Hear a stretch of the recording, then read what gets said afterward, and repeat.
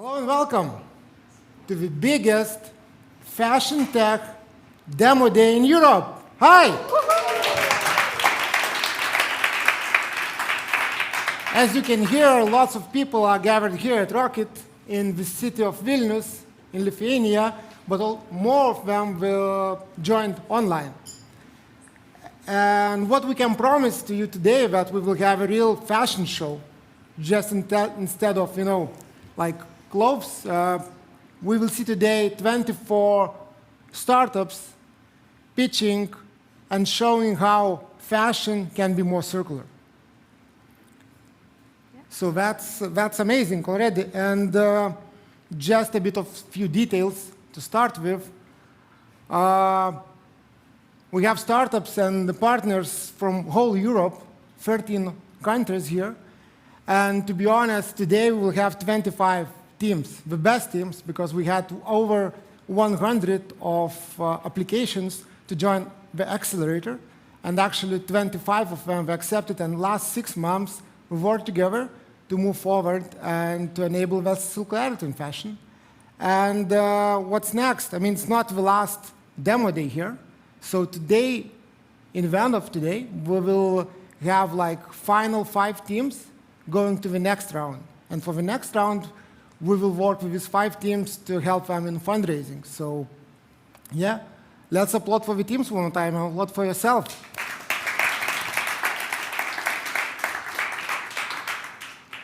Fantastic. And of course, all great projects have a team in the back end.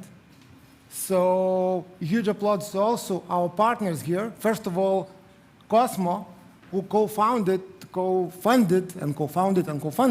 this project, and also our partners, Ecopreneurs, Estonian Academy of Arts, Catalysta Ventures, Civita, Singleton, and Rocket, who agreed to host us for the second time here in a row. So yeah, thank you everyone.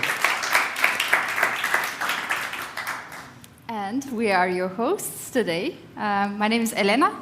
And my name is Arvidas. And maybe you wonder why, as we in Circular Fashion demo day, why we're not wearing Patagonia clothes.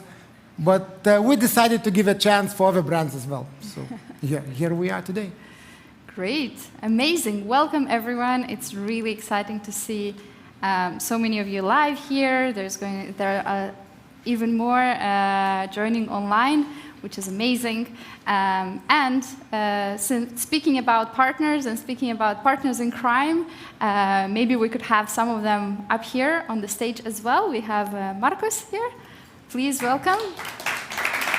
You can jump, I will catch you. You can come through here. There is a step. Yes, exactly. And we also have Donatas.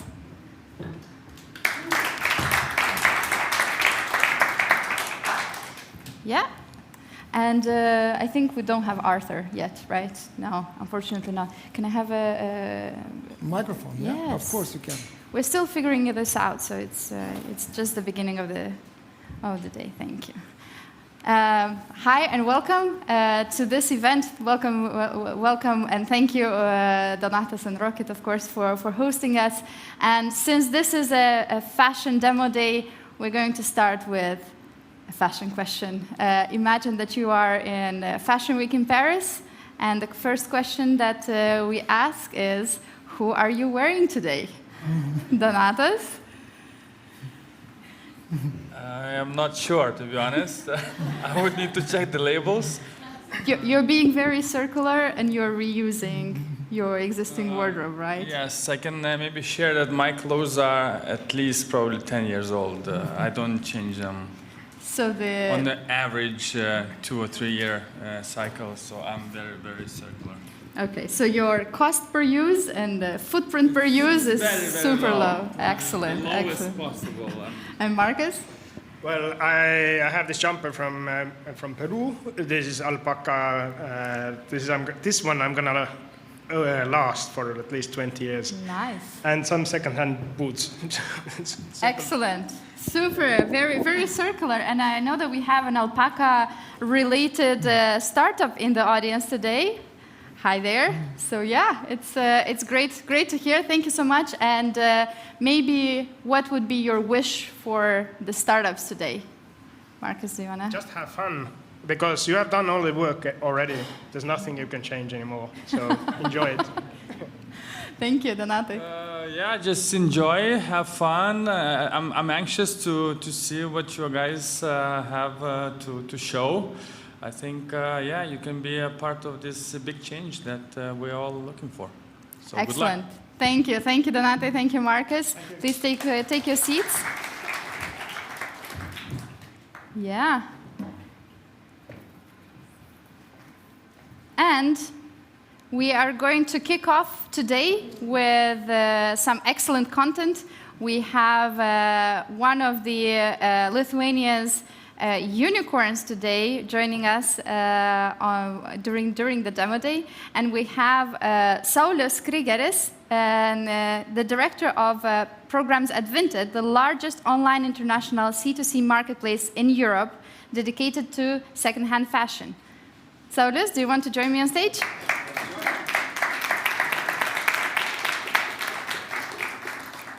I hope I pronounced your surname correctly. I'm not Lithuanian, you see, so that's... Absolutely correct.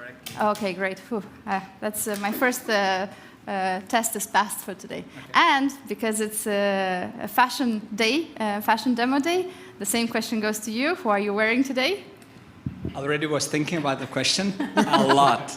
So what I'm wearing is actually, from brand perspective, not sure, but everything was bought actually at Vinted.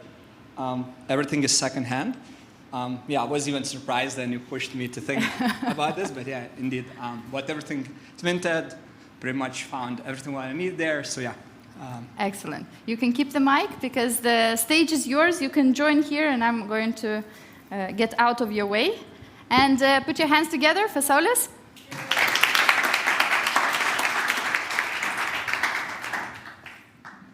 So hi everyone. Yeah, so once again, my name is Saulius and I'm Director of Programs at Vinted. For those who doesn't know what the Programs Department is business unit basically focusing on strategic, cross-functional projects. And yeah, some of the examples that we are responsible for is basically the launch of Vinted Go shipping business. Cool, so today I want to talk about the challenges in the fashion industry and basically look into our experience and kind of share with you how Vinted eventually was positioned to push those challenges in the industry. Very briefly, myself, I started in management consulting, helped scale some logistics unicorn in Berlin, basically now working at Vinted, and yeah, on my free time I'm also investing in early stage marketplaces. Some of the examples would be BookSwap, Awaka, or TimeSpecs. Cool. So the content or agenda for today is very simple. So first we'll debrief the challenges in the fashion industry. Then we'll look into the resale or second-hand opportunity. And then we'll look into some tips and tricks or that position Vinted to be a leader in second-hand resale. So yeah, let's kick it off. So first, let's start with a few facts about the fashion industry. In general, fashion industry is one of the biggest industries in the world. I think a lot of people underestimate the size of the industry, but is on par with industries such as agriculture or automotive. Yeah, so it consists of 3% of the global GDP, and yeah, that kind of percentage is predominantly driven by Asia and basically other growing markets. I think that's a bit of surprising because everyone would think that Europe or North America are the core pieces here, but yeah, now Asia has taken the lead. If we go further, fashion also grows substantially fast, knowing the size of the industry. So if, once again, I would benchmark it with the top industries, fashion is second to technology or healthcare in terms of growth. And that growth is once again driven by the emerging markets, predominantly Latin and Asia. What's interesting is that consumer sentiment in Europe is actually changing, and this potentially drives or impacts the lower growth numbers in the old continent. So yeah, but of course, the growth doesn't come cheap. And as you perhaps know, fashion is a major contributor to the climate crisis, and it has a number of unsolved ethical problems.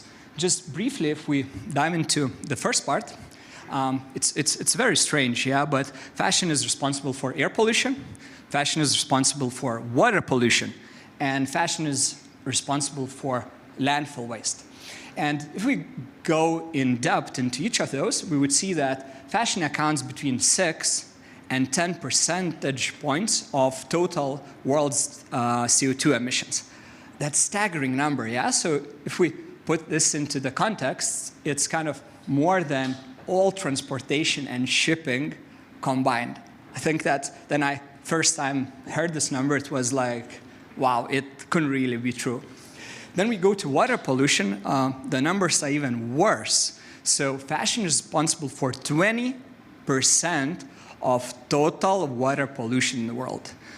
Think about 20%, 1/5 of total pollution is basically caused by fashion. I think that's really staggering number. And of course, if we think about landfill waste, once again, tons and tons of waste is fashion waste basically ends up in the landfills or are even burned. And if we look into unsolved ethical problems, we would see even more doomed picture, yeah? So we know that fashion has low labor costs. We know that there's a lot of child labor. We also know that there are like a number of factors. There are number of long-term, or basically the conditions in working there are very hazardous, and we also know that industry exploits animals. And now if we think about big picture, what's crazy is that, do you really know any other industry that has so many bad points? So if I think about other industries, maybe I know one or two kind of negative point, but I don't know so many bad points of any other industry. And of course, those points kind of create a big sustainability problem. And that sustainability problem eventually is driven by us, by customers. So there are three core driving forces that we identified in-house in Vinted, yeah? So one is the growing clothing demand, two is decrease in clothing utilization, and third is little or almost non-interest of big brands to solve that sustainability problem. So let's maybe dive into each of those. So if you think about growing clothing demand, it's very interesting, but average American increased the number of garments purchased over the last 20 years by 2x. So think about all of those fast fashion and ultra-fast fashion brands like Shein, Zara, and others. They're pushing us, or pushing to us, the new styles, new ways of looking, and that eventually results in us buying way more pieces than we used to. Then what also happens is that because we buy more, we actually wear those clothes substantially less. Yeah, so the utilization of clothing decreased around 40% over the last 20 years. And what happens, a lot of clothing ends up sitting idle in our wardrobes. Yeah, so that's kind of interesting to comprehend, because large part of that unused or unworn clothing eventually ends up in the landfills. And the third piece, which is even more interesting, is that if we think about those big brands, you would see that they have no sustainability agenda.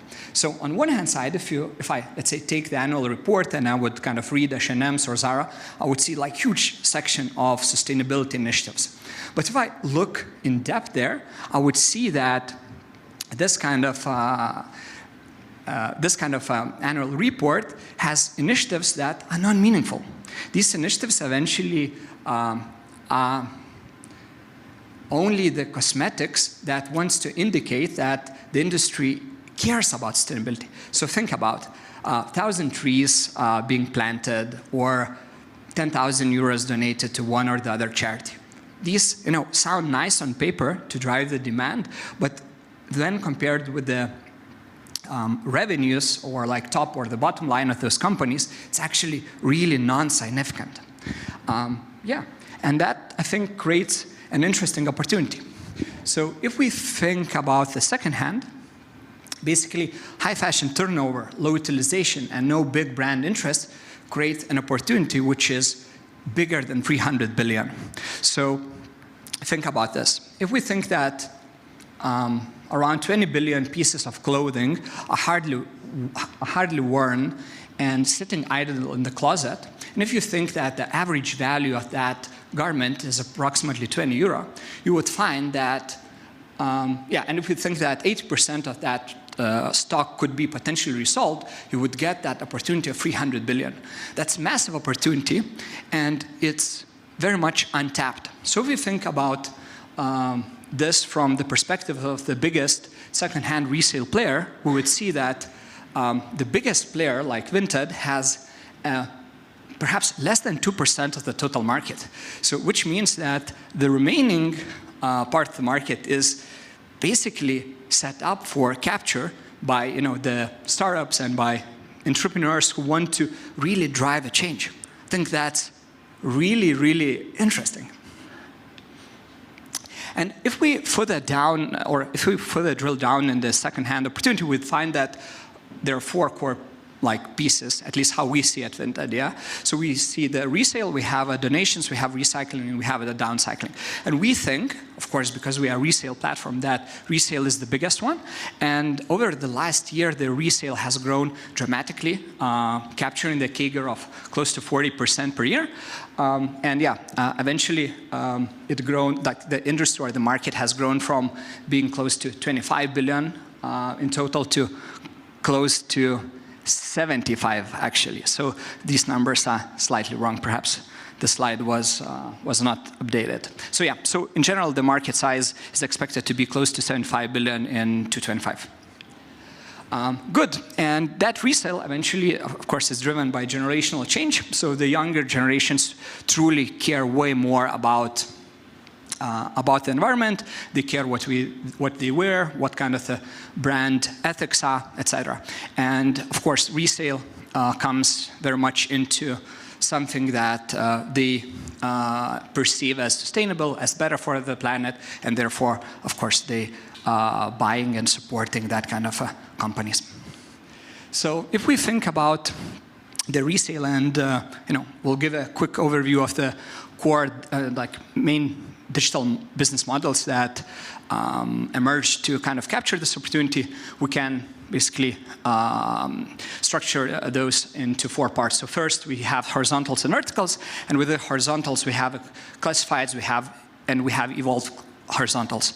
So the classifieds, in essence, are the companies that, like Leboncoin or eBay, that just enables listers to list the items for a certain fee, but don't really provide any kind of specific functionality towards a specific category. Yeah, so think about fashion. So if you want to sell fashion at eBay, you kind of don't have all kind of functions like authentication or shipping focused towards the fashion. Now, if we look into evolved horizontals like Wolof or Mercari, these basically emerged in close to 2010. They kind of say, hey, we actually want to improve the classifieds experience, and we add some kind of mobile experience, and we'll tailor a bit towards specific categories, but eventually still it's not fully optimized towards one or the other category. And then, of course, we have very much vertical players or transactional or managed players like Vinted or Vestiaire Collective, and they say, hey, we have a category, and we'll build all of the functionality across that vertical or that category to make sure that users have the best possible customer experience, and by doing so, we basically win that category. Thank you.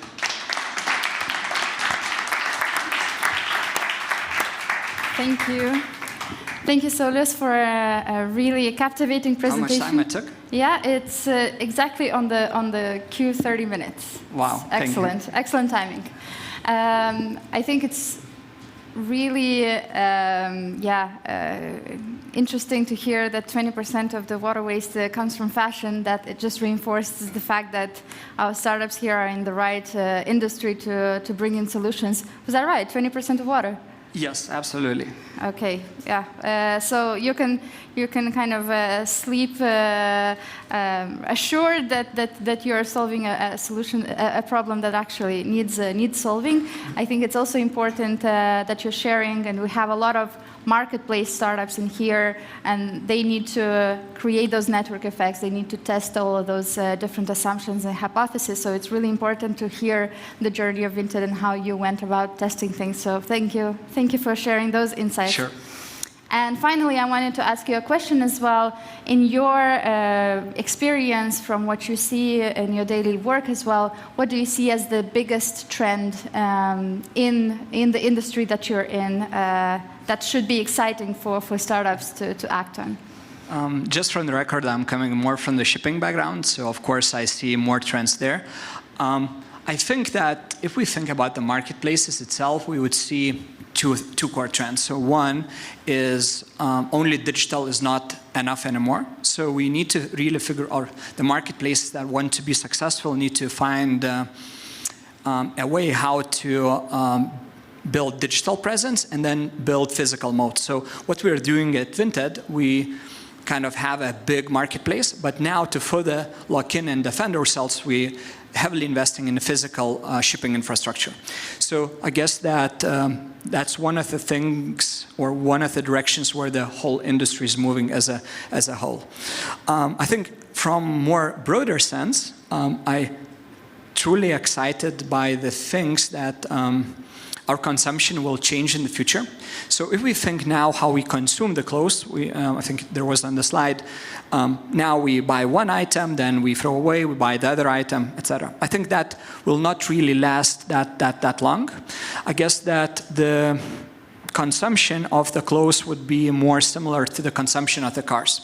So before buying an item, we would try to estimate the residual value of that item. And so if the item costs 200 euro, we would say, okay, the actual ownership of the item is maybe 100 euro only because I could resell that item for the 100 euros. And I think that's very exciting because it kind of creates an opportunity for a lot of different companies to fill that gap. Yeah? So if you think about all repair resale solutions, this kind of a trend will enable them to really grow within the field quite substantially. Yeah. Thank you. Thank you so much, Cool. Saulius. And I will invite you to take your seat. You can come through here or through there. Thank you. If you would leave the clicker as well to us, The clicker. Oh, yeah. we might need it. I'm famous for stealing items, Okay. so that's already a good example. I'm going to. After guess sharing so many good insights, it's not a problem anymore. So yeah. What else? So now, most interesting part, everyone was waiting for. We will listen to the pitches. And as we have 24 startups here and online, so we will have breaks. So we will not go 24 in a row because probably some of us would die to listen to so many of them and would go so kind of engaged with that one. So we will do breaks and we will do batches. So first of all will be platforms and then marketplaces. The rules are the same. So each startup will have 3 minutes to pitch and then we'll have 3 minutes for Q&A. From the jury, and let me introduce the jury here. And we have so many of them, so I need to read not to miss anything. So first of all, it's Greta Monstavice, co-founder and CEO at Catalysta Ventures. Yeah, you can. Then we have Saulius, or don't have? Yeah, we have Saulius here. So. Yeah, sit here. It will be easier for you to see everyone. We have Andra as well, partner at First Pick. Andra. We have Gitanis, who's venture partner, so not partner, but venture partner at Superhero Capital. And we have Kasper Sirgelionis, managing partner at Iron Wolf Capital. So another partner, lots of partners here. And we have Douglas, serial entrepreneur, impact investor, and we are super happy that he flied here today from Czech Republic. Thank you. for being there.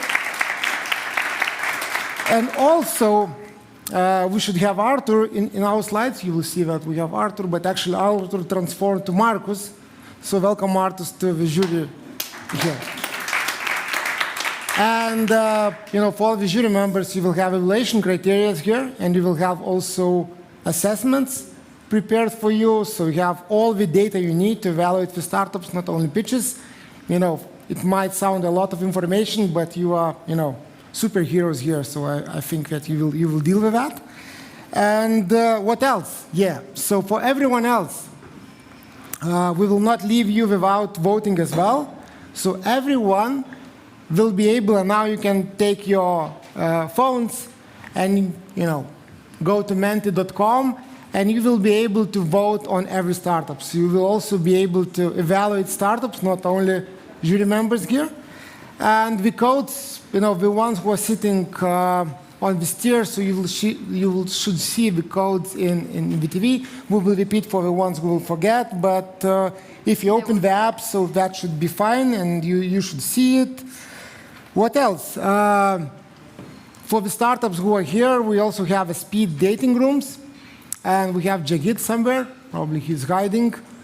It's here. You can see Jagid. So in the breaks and after the pitches, if you need a room to talk to investor, we have 4 rooms prepared, and Jagid will lead you there, okay? So let him know about it. Yeah, and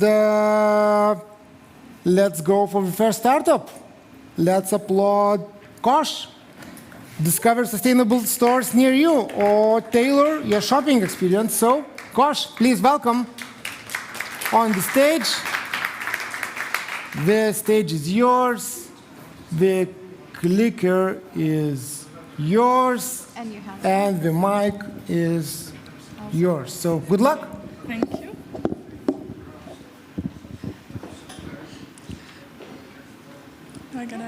Yes, I can go? Okay, good afternoon, everybody. I'm Annelies from Kosh.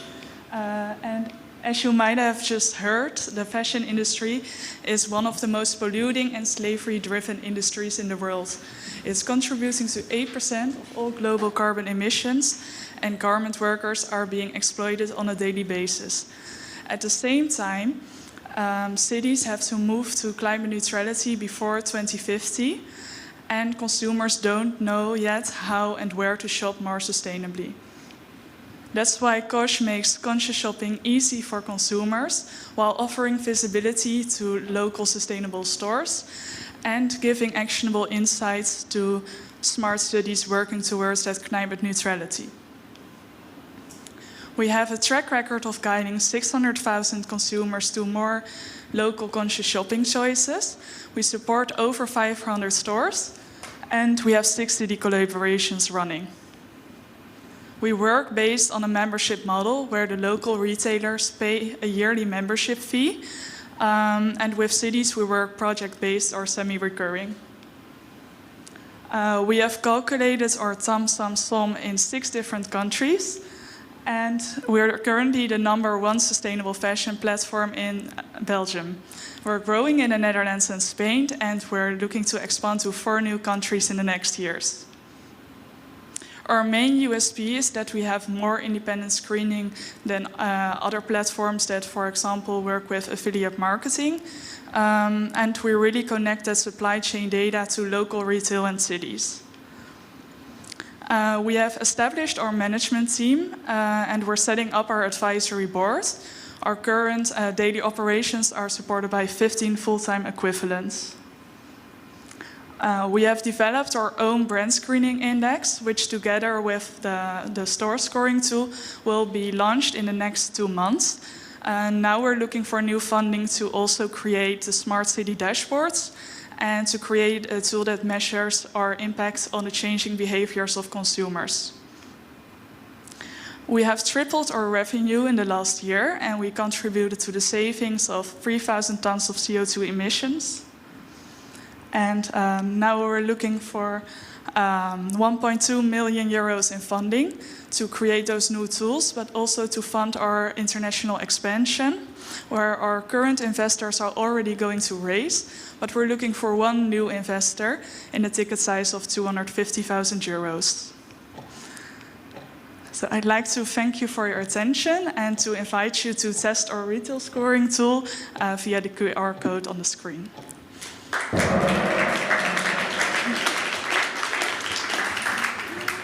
Thank you so much. Excellent timing as well. So great to hear your presentation.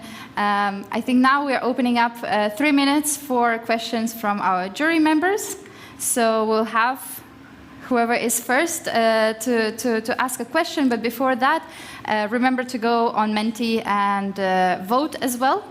So yeah, let's move on to the jury questions. Cool. So I have 2 questions. So one, can you explain the value add for the different parts of the stakeholders?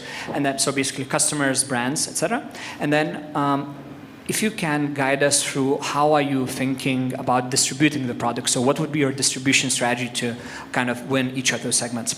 So the first question, what do we bring for our customers?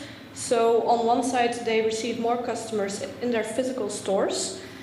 We can measure this also by our gift cards that we have. So people purchase gift cards and then people use those to go shopping in stores. But secondly, also the PR value that we create creates a return on investment of about 30 times if they, well, compared to if they would do the same marketing activities themselves. In terms of cities, for instance, cities don't have any idea how to approach it, or very often they're accidentally greenwashing because they would be promoting stores or brands that from themselves say they're sustainable, but that they can't prove it, or the city don't know how to pick through to the greenwashing. But secondly, we noticed that, for instance, in the Council of Rotterdam, now with the energy crisis, only 2% of the shops in our network closed, whereas if you compare it to cities where we're not active, 14 to 20% of the sustainable fashion stores closed. So I think that's quite a big achievement in supporting the local ecosystems. Can you repeat the second question, please? Yeah, so what would be your distribution strategy per, let's say, each of the channels? Yeah? So on one hand side, you need to reach the stores and make sure that you do this on scale. And then secondly, you need to make sure that customers are aware about that is set up. Yes. So our go-to-market strategy is, well, I have a slide for it, but I don't know if it will work to pop it up now. But our go-to-market strategy is working on 3 stakeholders at the same time. On one side, we work through search engine optimization on consumers. So we currently have 30,000 monthly users on our platform without any paid advertising so far. We will plan to start the paid advertising as soon as the new platform is live. So one, search engine optimization, but within every city or country that we open, we start by networking with all the local experts to gain their trust, because they do trust us because of the stories that we tell and the engagement that we have. And at the same time, we connect with the local pioneering stores. And as soon as the pioneering stores start vouching for us at the council agrees. So the council is like a flywheel to us. And as soon as the council starts, not only the early adopters, retailers join us, but also the late majority. Good. I think that's all the time we have. Thank you so much. Thank you. Thank you. I will take the mic and yes. A reminder as well to all the startups and the juries, let's keep the questions short and the answers short and clear as well. Good. I think if you all had already the chance to cast your vote for the startup, I think we should have also some results showing on the screen sometime.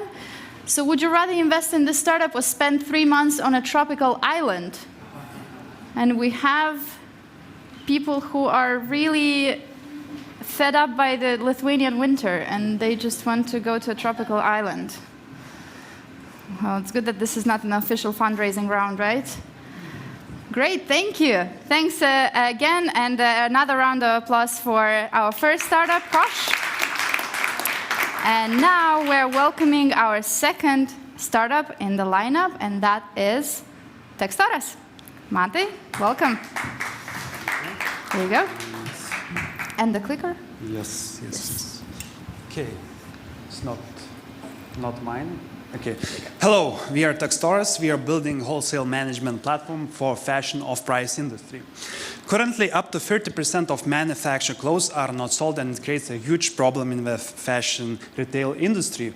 Moreover, brands are pushed to be more circular and resell old stock in developed countries. And it creates a challenge. Brands don't have control in off-price supply chain. It creates various risks like self-competition, brand positioning, product pricing, and most importantly, we don't have any data about it. While outlets don't have reliable supply, they buy from second-hand suppliers, we travel, make upfront payments, and take cash flow inventory risks. We basically want to turn house into a stable and scalable solution. And here we are. My name is Matas, 9 years in business and organization development, and my partner is 10 years in this fashion off-price industry.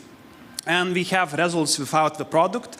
We already made around 900,000 euro revenues, made a contract with H&M Group, and received debt funding of 100,000. And we are now building a product for scaling, which is wholesale management platform, in which we unite and connect outlets and brands into one system in order to optimize distribution and liquidation. We will focus on the outlet. We will create an alliance for even deeper vertical integration, and in order to control the inventory in outlet level, which brand requires actually in this industry. So basically, we are connecting the dots. The more dots, the more data, the more value in liquidation we can offer in terms of speed, quantities, product varieties. We will have more redistribution power between all the channels, and of course, achieve more efficiency in logistics and warehouse. And one big impact is that with this solution, with the control we have in outlet level, we will expand in the more and more developed countries, because brands will trust our channels. So, and this will boost circularity in the main markets, because the same stock will be sold in the same market, and possibly reduce the waste levels due to expansion, less products dumped or burnt, and etc. So we have around, market size is around 150 billion, growing by 5% yearly. We're working on commission model from wholesale price up to 30%. We believe that outlet first and apparel focus will be a most important competitive advantage, because we are only ones which gives control in outlet level and data reports. So strategy is simple: focus on outlets, give them value like net payment terms in order to lock in with our software solution. And we start in Europe. And already we have a supporting investor in FAQ, which already has experience with unicorns. So we are seeking up to 1 million debt funding or equity plus big debt funding possibility.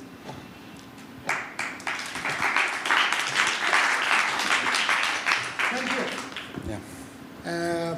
Don't forget to vote, everyone, and for jury members, please ask questions. Yeah, Andra.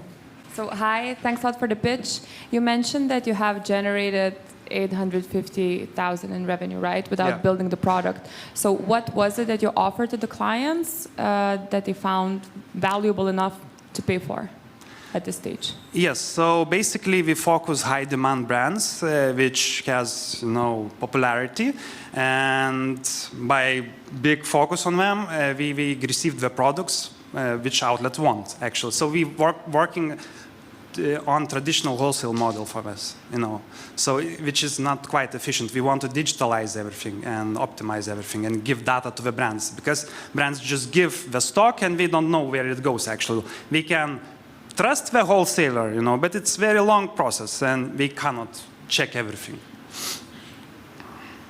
Mm-hmm. Next question. Why now is the right time? Why not before? Because, as mentioned, the secondary markets are growing in Europe, and actually that's the main focus. All European Union is pushing the brands. For example, H&M switch their focus towards Europe. They never sold in Europe.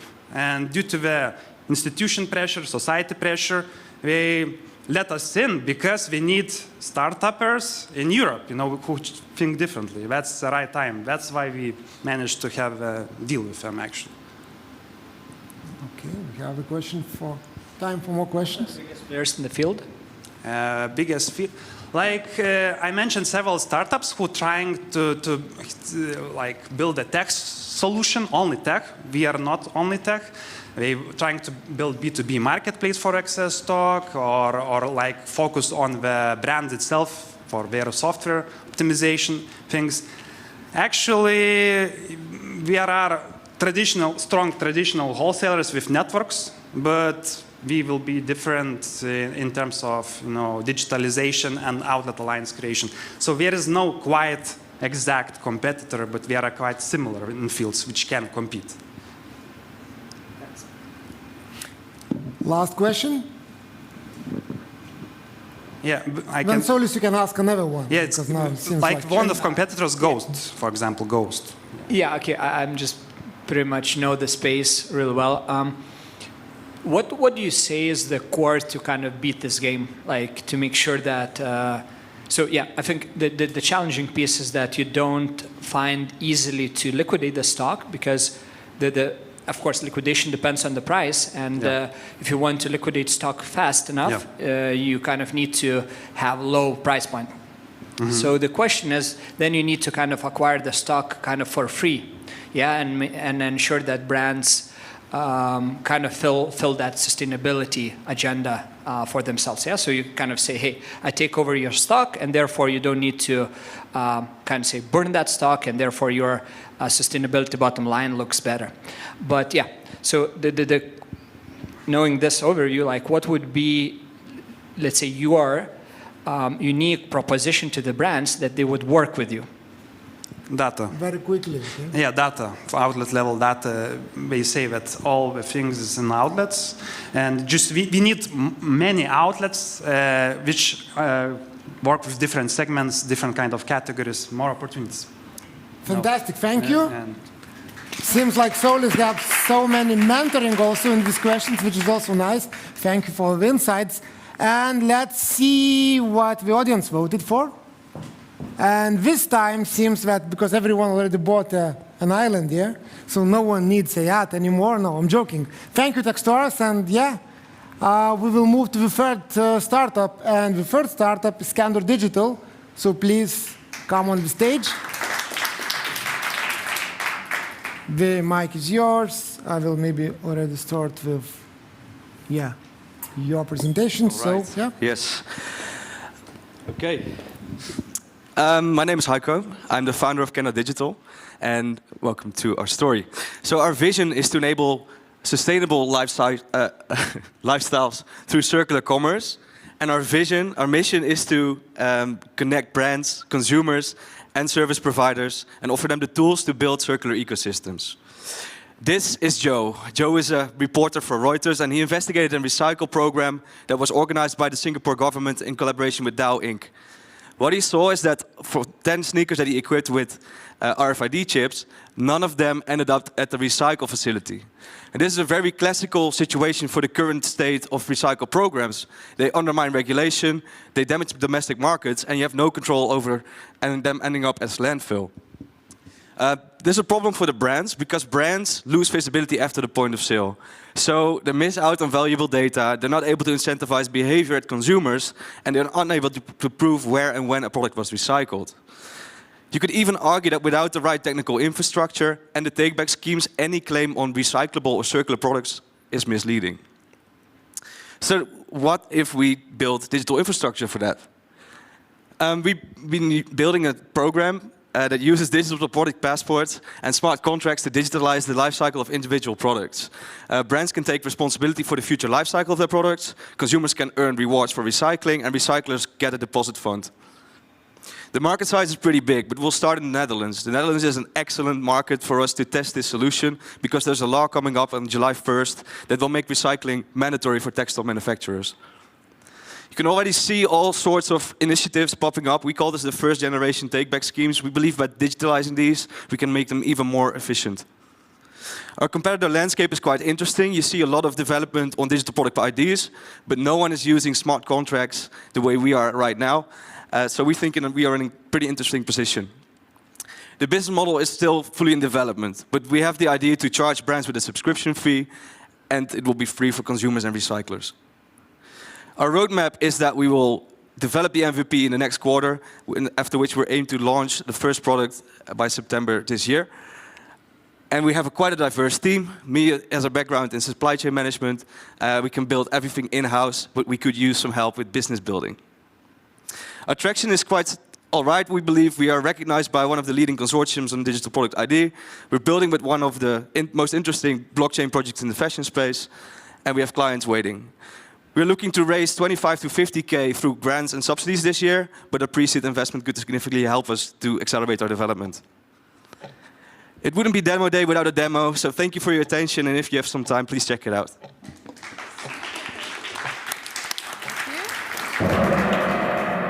Just on time. Thank you so much for your presentation. Make sure to go and vote on menti.com, and questions from the jury. Who's first? Greta? Trying. It's a fight between the jury members to get the microphone. Hi, Heiko. Thanks so much for your presentation. My question is around the fact that digital passports are obviously something that's very much regulation-driven. And in order to get it fully working, I guess there are a couple of few years coming, right? So what are your short-term goals or short-term sort of steps you want to take in order to get the market traction? Yeah. So what we learned throughout Fashion for Change is that there's a huge discussion on standardization and on use cases. The standardization discussion is a hugely political discussion, and as a startup we wouldn't survive if we would contribute to that discussion too much.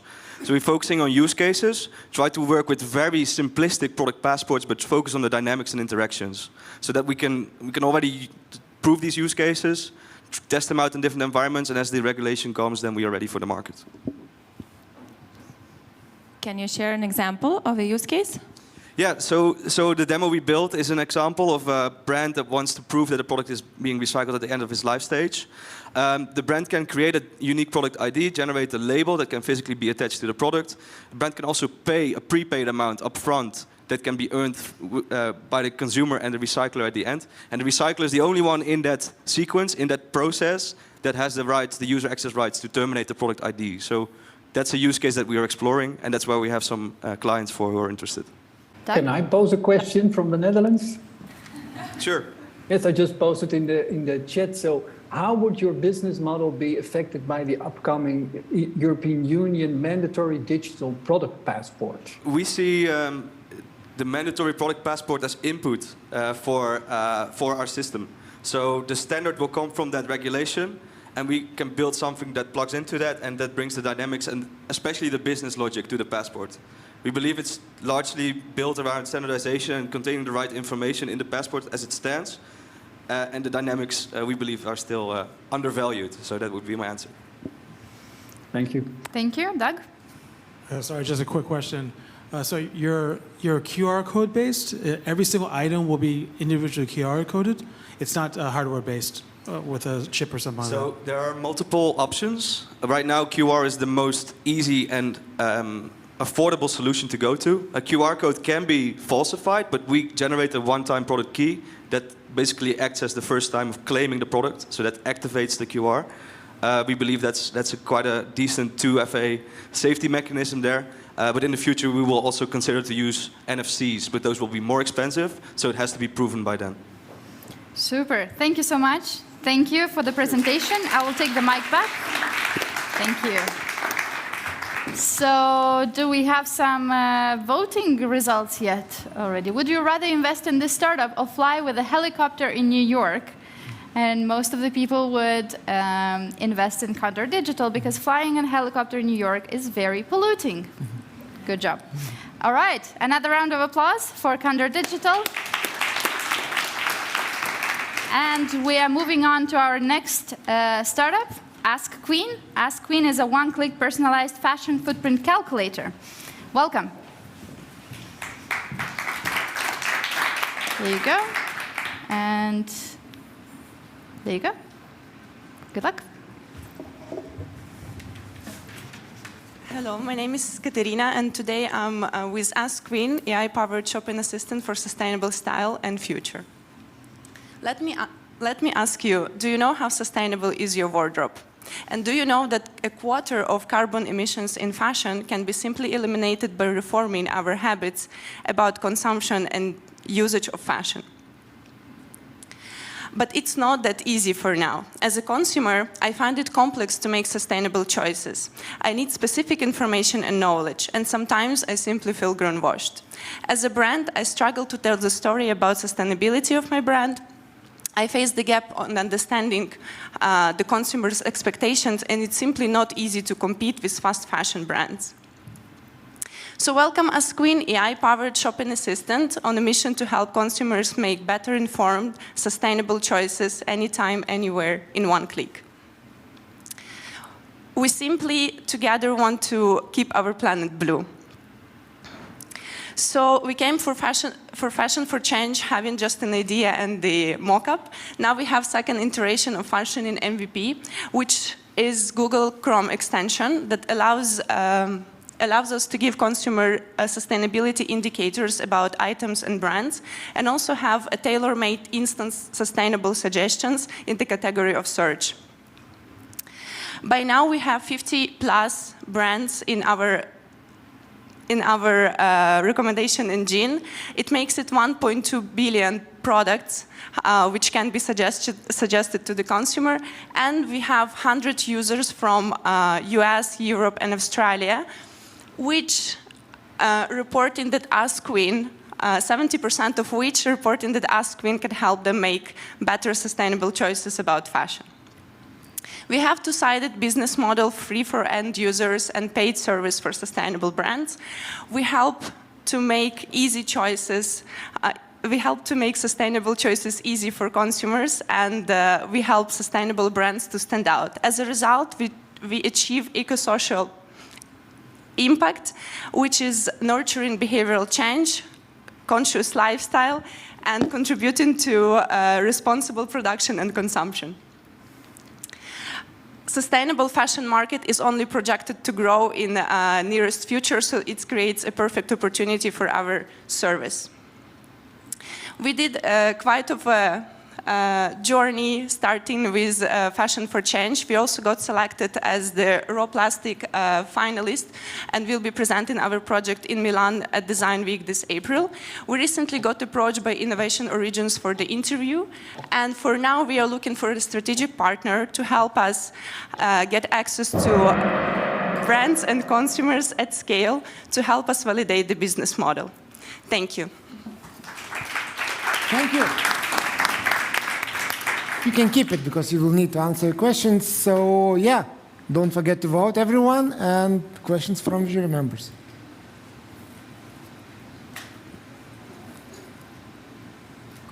Could you please elaborate who will pay for this?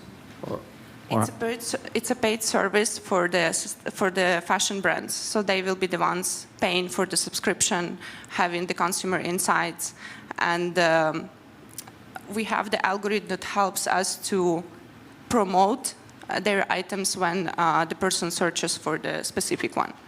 Of course. Do you hear me? No. Yes. Yeah. Okay, so I think the value of the solution is only tangible if you onboard substantial number of brands. And then the question is, once again, how do you onboard the brands? And yeah, do you have any kind of a tactics? How, let's say, would you reach X number of brands over, let's say, next 1 or 2 years? That's one. And secondly, have you already measured the value of improved chance of selling those items if, let's say, they employ the Ask Queen solution? Okay, I probably go with the second question because we just recently ran a test, and 28% of users who used the searches and installed Ask Queen clicked through the sustainable recommendation, meaning that they're interested in the sustainable option over whatever option they're searching for, which gives us a good understanding that it can be interesting for them. And for the second question, we are now in the process of piloting projects with a couple of brands. One of them is Spal, which is like one of the biggest sustainable brands in Australia, because our team is like internationally spread. We don't have a strategy exactly for now, but we are trying to figure it out in conversation with these brands. What will be exactly the value? What will be they paying for? And like for now, we see a couple of points, such as like they want to have their products more visible than their competitors. They want, actually, sustainable brands do have a problem to stand out in the market, because also another partner of us, which is a sustainable platform, Suitable, Netherlands-based one, they have a problem to sell sustainable products on their platform. So we are trying to pilot AskQueen also with them. Thanks. Thank you. One more question, Andra? Yeah, if we have time. I just wanted to ask, how would you measure the impact that your product would be creating? If you could elaborate on that. Sorry. Maybe you can help me to fix it. Okay. So far, what we can really measure is how many people actually click into sustainable suggestions of AskQueen. And then, like, next step will be measuring how many people is actually buying. This is what I can foresee and what is like very tangible and feasible to measure. Like more like ripple impact, probably we will need more time for that. Thank you. Thank you. Thank you, team. And now we can see the results. Can we see the results? Oh, so everyone prefers to invest to you than to buy a Porsche. So yeah, that was a tempting choice, at least for me. But yeah, it seems that our audience knows what's sustainable. Okay, and now we move to the next one. This one will be digital. This time it will be digital startups. So yeah, you don't need to stand yet, because it's not your turn yet. Yeah, wait a bit. We will have online. It will be Modus Circulum. Do we have them? Yes. Hi. Yeah, we have. Hello. So the floor is yours. I will not give you a clicker, but otherwise, good luck. Okay, thank you. Thank you. Mm-hmm. And you are able probably to share your slides, I guess, yeah? Yes.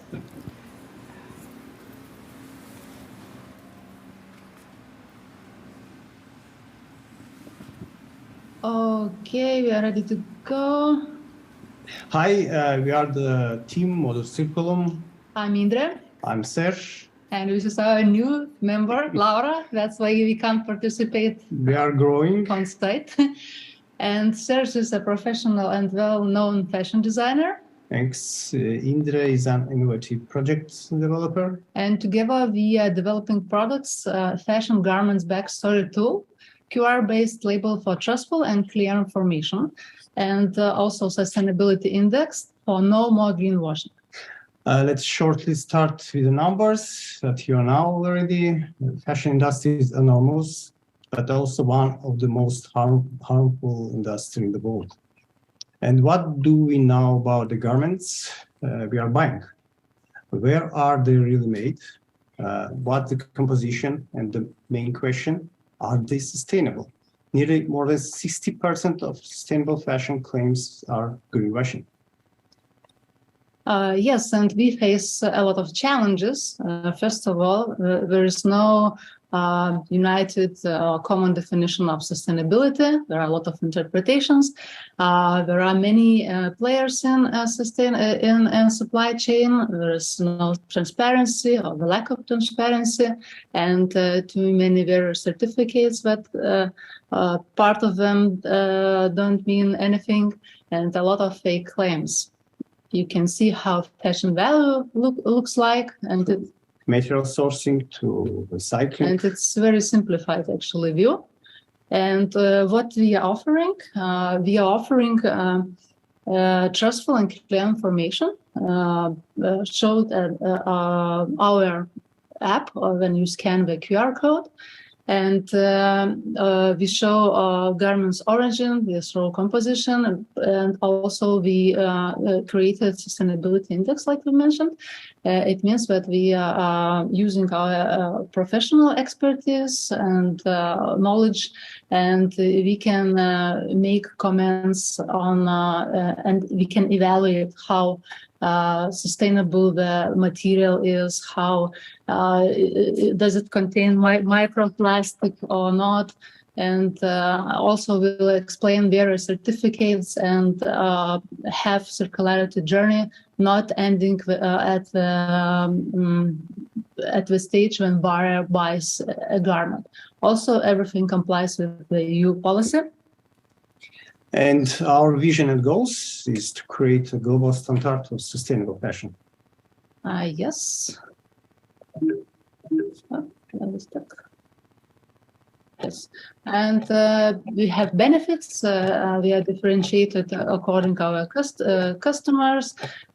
First, direct customers are sustainable brands, also beneficiaries, industry, social impact, and recycled sector. Thank you, Indra. Thank you, Serge. Thank you. That is all. Time is up. Thank you for the presentation, and we're open for questions now. How could you incentivize the brands to create those labels? First of all, we are offering a tool to verify their sustainability. And first of all, we are going to work with sustainable brands. That, as also Serge mentioned, 60% of sustainability claims are being greenwashing. So if we want to stand out, and if we want to really be competitive, we need to prove their sustainability, and we need to have this label because this label will help them to do this. Because now everyone is sustainable, but when you read when you go deeper, you see that even organic cotton mixed with elastan can't be named as sustainable. Even it's 95% of organic cotton inside, it's not sustainable because it can be recycled, or it can be composted, it can be just reused or something. It's a little bit lower level, not just pure sustainability. So we will invite brands, first of all, those who wants to show how sustainable we are. Thanks, Indra. We have one more question from Marcus. Where will you actually present the information? Do you have your own platform? Do you have a sub-label, add-on, or at the brand's website, or where? Or physically? It's not publicly launched yet. We have a prototype. We are working now on several cases with sustainable brands, and we are creating like case for them, like MVP, and we are checking our solution with them. After this, we will launch it publicly. Thank you. Thanks for the questions, and thanks for Indra and Serge for answering. Give them a round of applause. No good event without some technical hiccups, especially when we have an online audience, and we have would you rather invest in this startup or buy endless Netflix subscription? And sorry to say that the consumerists in us are winning over this one. But yeah, and we are welcoming another online team, Open Studios, a platform connecting independent designers and small brands to sustainable manufacturers worldwide. And we soon should have the team as well online on this screen. There we go. The floor is yours. Good luck. Yeah, okay. Go ahead. Hi, everyone. My name is Ornella, and I'm the founder of Open Studios. Meet Anna. Anna's stylist is some of the most well-known artists in Latin America and Spain. She has also made a name for herself due to her original and colorful take on fashion. She advises one of the best art galleries in Madrid. Expressing herself through fashion is something Anna can't help but do. So Anna set out to create stylish uniforms for the art gallery, and she wanted to launch a fashion line inspired by artist collaborations, but she faced important issues. She had little knowledge on garment development and production. She required multiple experts to get through this complex and lengthy process, and she wanted to make sustainable products without truly understanding how. So Anna searched online, but evaluating these options was difficult and time-consuming in terms of trust and skills. So she turned to digital sourcing platforms and found some options, but nothing truly tailored to her skill. And agencies were just too expensive. Enter Open Studios, a comprehensive and user-friendly digital platform that tackles all of these issues. We provide tools and experts to develop her designs from ideas in her head to products in her hand, a network of trustworthy and verified suppliers, and resources to integrate circularity and sustainability into her designs, production, and brand. Now, Anna has become one of our most active clients. Why are we telling you this story? Well, because much like Anna, there are about 207 million content creators all over the world. Those who cannot help but make fashion represent a market of $4 billion. And this market is expected to grow by 35.9% over the next 8 years. But Open Studios goes further to give our designers a foundation based on impact. That's why we carefully select our manufacturers and audit them twice a year. We understand that working in developing regions is simply not enough to guarantee fair working conditions. As fashion is one of the most polluting industries in the world, we also advise on designers on material selection and provide nearshoring options. However, the biggest impact and the best way to minimize environmental pollution is to focus on small batch manufacturing. So how do we work? We have a hybrid business model charging a flat fee for development services and a 3% commission on sourcing orders. We have connected with over 1,500 suppliers in Europe and partnered with 70 of them. We have also helped over 200 designers make better choices, and 9% are repeat customers. Over the last 20 years, the best platforms have given tools to those who help us open our studios to the creator economy. Thank you. Thank you for your presentation. And now the questions from the jury members. Thank you for the presentation. Maybe I missed, but can you elaborate on how will you make money as a company? What's your business model? Yeah. Yes, absolutely. Actually, okay, perfect. Yes, so we're charging a flat fee for our development services, and that is going to be our biggest source of income. And then we're going to charge a 3% commission fee on sourcing orders. So every time we connect a manufacturer and a designer successfully and an order is placed, we get that commission. More questions? Yes, I would like to ask a question. Arthur ten Wolde again from the Netherlands, from Ecopreneur. I wonder, how do you incorporate also the circularity after sales? So what happens with anything after sales into your whole business model and approach? Yeah, Arthur, thank you. That's a great question. So one of the reasons why we focus on development is because we want to point these issues out when designers are going into producing clothes. So we want to let them know that they need to be thinking about end of life at the beginning. What kind of resources do we give? Well, we have a list of resale platforms that they can use. We have a list of companies that they can work, such like Mendy and Fix That Shirt that you'll hear about later today. And you can also connect with other platforms that are swapping. And so what we want to do is help them extend the life cycle of these clothes. Thank you. Yeah. One more. Yeah. One more question. Thanks, Ornella, for the presentation. So the question would be, what kind of support do you currently need most? I think right now, mostly financial, because we just started our upgrade to the platform by through which we're going to incorporate our development services, but we actually run quite lean. So we're only hoping right now we don't need much to keep going. Fantastic. I guess the time is almost up, so yeah, let's keep it for the next session. And thank you, Ornella. And now we can see the results, yeah? And yeah, let's applaud the startup. More people would invest than to buy a Rolex watch, which is also nice. And now, in the first batch, we have the last startup, actually 2 startups, who are joining as a team together here. So we have TextTracer and Atlas, traceability and complaint management system all together. Huge applause, and yeah, we have a mic. I think, we can have 2, but you can also share me, because you will not be probably singing all together, yeah? Okay. And I will give you the clicker, sorry. Hi, So I'm Joshua from Atlas. Yeah, please. I'm Nikki from TextTracer.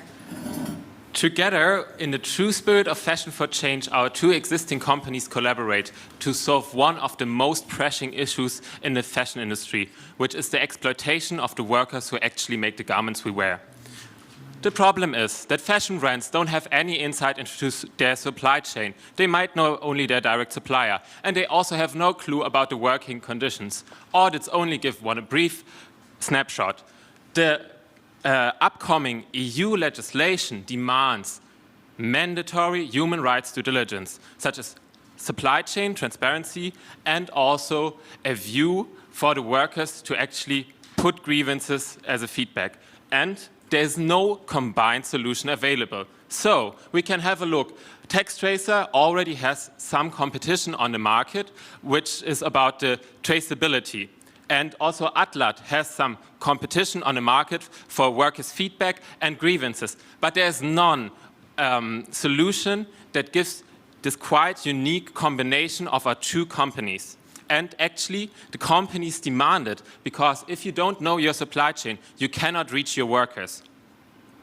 So we offer a platform to collect verified supply chain data via the blockchain with TextTracer, and we offer a connection to the workers with a digital chat with Atlas.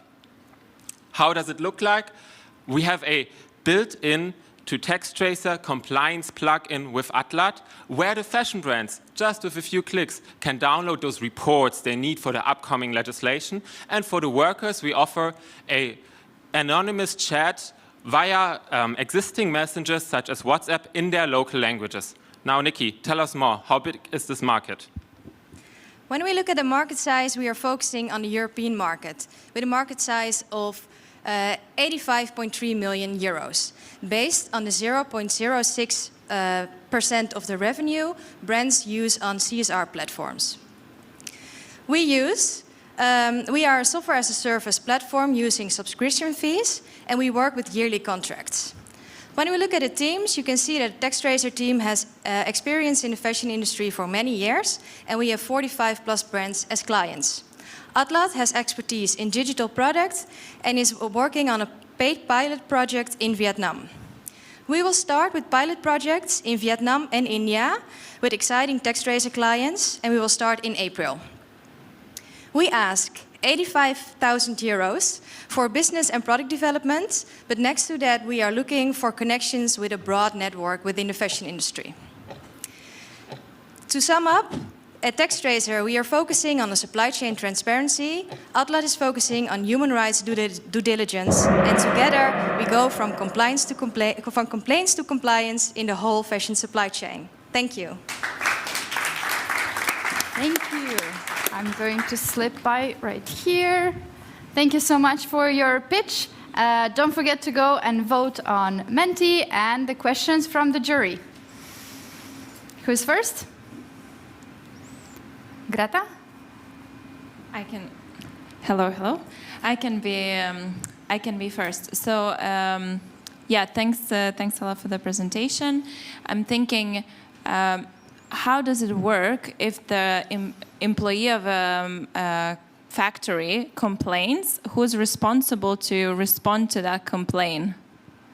Yes, so we work together with a broad network of stakeholders. For instance, in Vietnam, we work together with the local NGOs, with the local trade unions who support in the complaints handling, but also, of course, the brand is in charge because it is part of their mandatory due diligence that they need to report to the government. So to summarize, the brand would be incentivized to be seen as a sustainable brand and to prove that they're doing things right, and therefore they would have the complaints, and the lack of complaints would prove that they're sustainable. Yes, there is already the German law in place, and if the brands don't comply, it's revenue-based penalties. For instance, 2% of the yearly revenue of the fashion brands can be fined. The European law is assumed to be stricter. And how do you see that affecting the sort of non-currently sustainable brands? Well, there is a big push, and they really look for solutions because they have no insight in the supply chain on the one hand side, so they need tools like TaxTracer, and they have no relation to the workers. They only have audits which don't offer these grievance systems.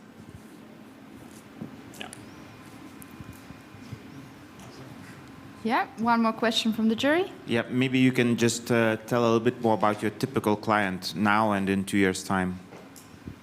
Well, at this moment, we see that our clients have the intention to become more sustainable and get a more insights in their supply chain. In the Netherlands, it's not yet pushed by the law, but with the upcoming legislation, the biggest companies are charged first. So the first companies has to be the first, and then it goes down to the smaller companies. So the market size will grow as well. And it's especially interesting for the medium-sized companies. In Germany, the law is already in place, and we work together with, for instance, Deuter, the #1 backpack outdoor manufacturer. They're a medium-sized company. They can't handle this compliance software on their own. They need a solution, and they need it to be efficient. And that's what we offer. Thank you. Do we have more time? We have 30 more seconds for one last question if we...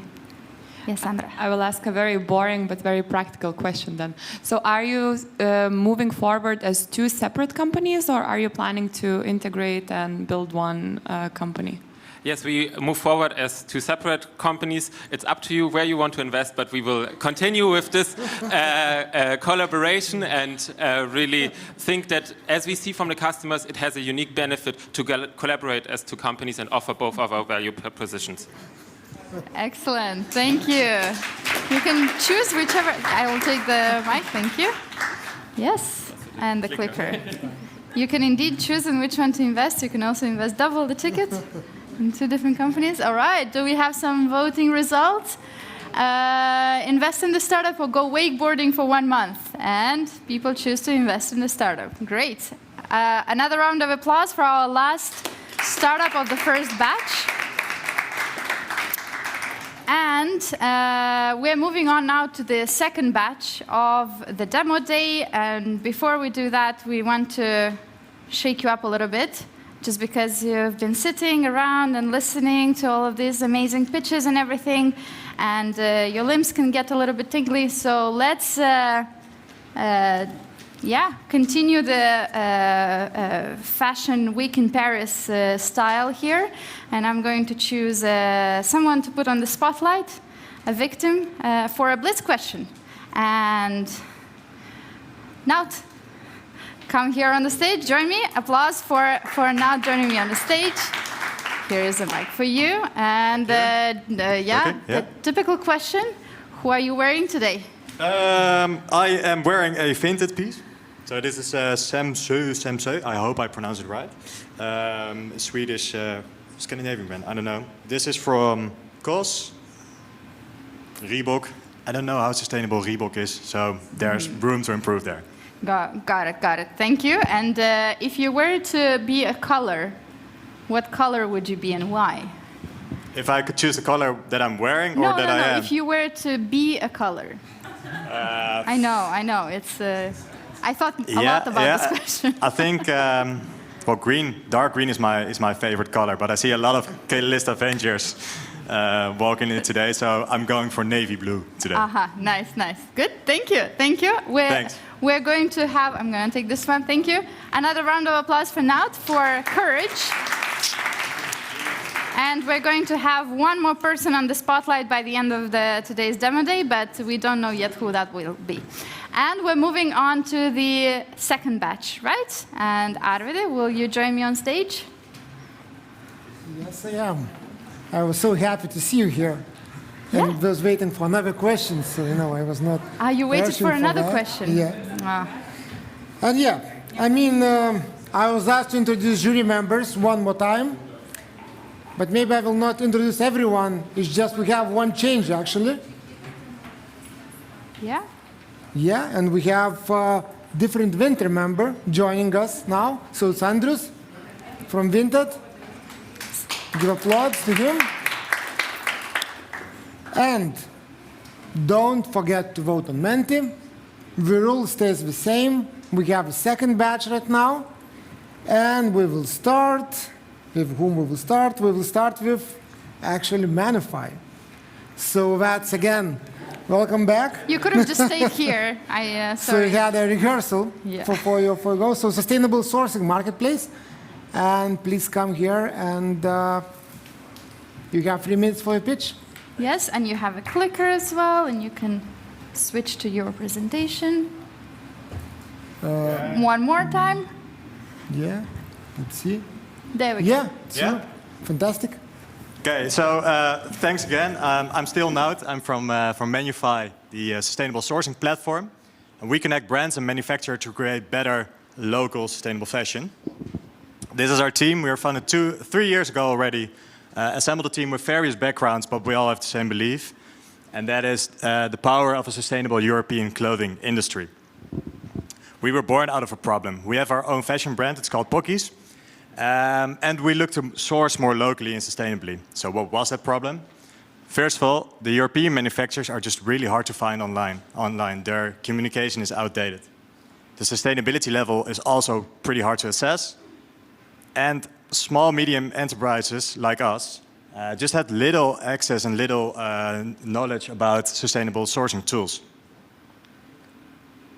We figured we're not the only one with the problem. Only in Europe there are 700,000 brands having this problem or getting to have this problem in the next few years. But there are a lot of manufacturers that want to help out in a big yearly business.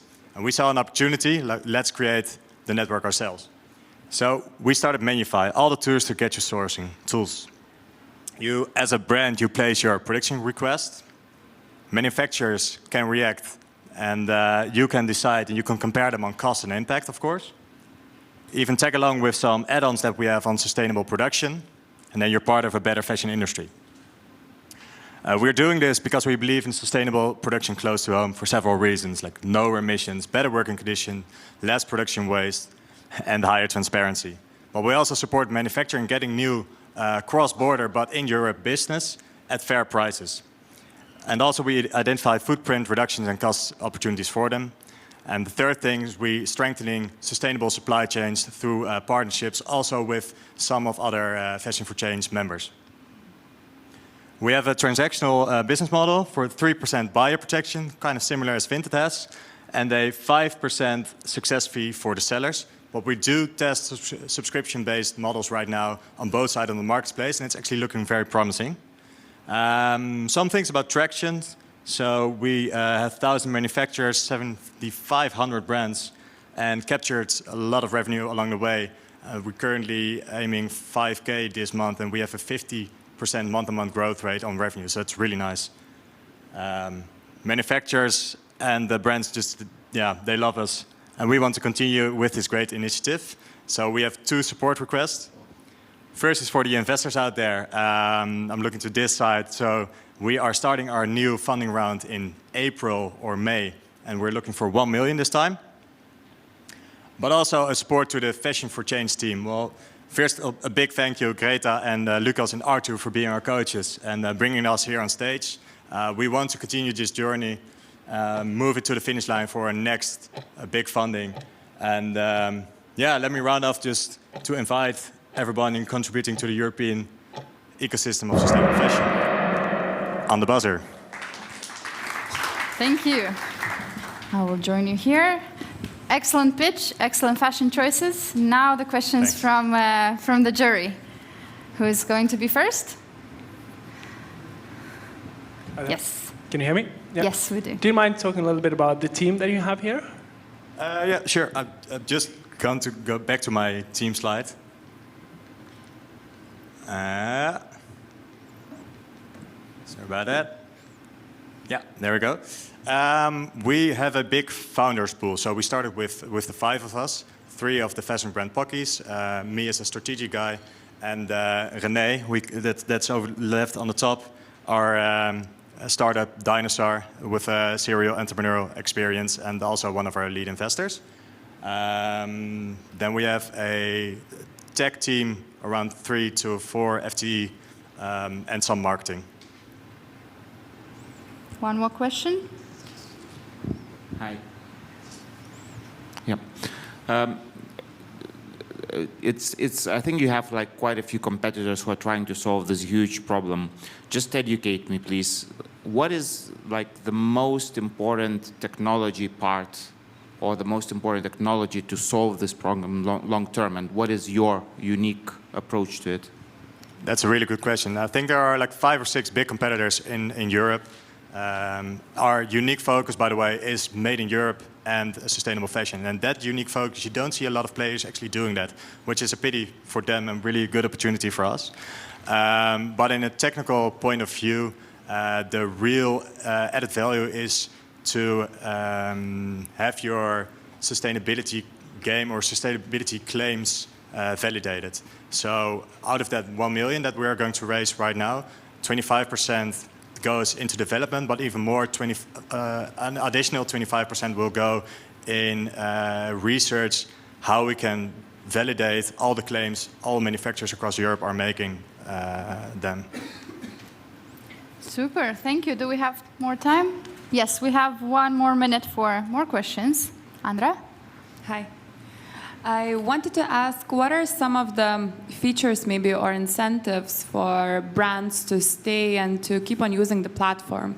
I would assume that once they find a good manufacturer, they want to stick with that particular company, right? So how do you incentivize them to keep on using the platform? Yeah, that's a really great question. So first of all, the willingness to pay is really high. But the easiness of cheating is also really high. Because if you have done the first transaction, or even if you didn't do the first transaction, but you have made the connection, then you can move outside of the marketplace. And that's one of the things why the subscription model really can bring some unique value. Because we do see that brands are coming back because they have multiple manufacturers and they starting projects around 4 times a year, so they do come back, and manufacturers keep on coming for business. So yeah, the solution is in our business model switch.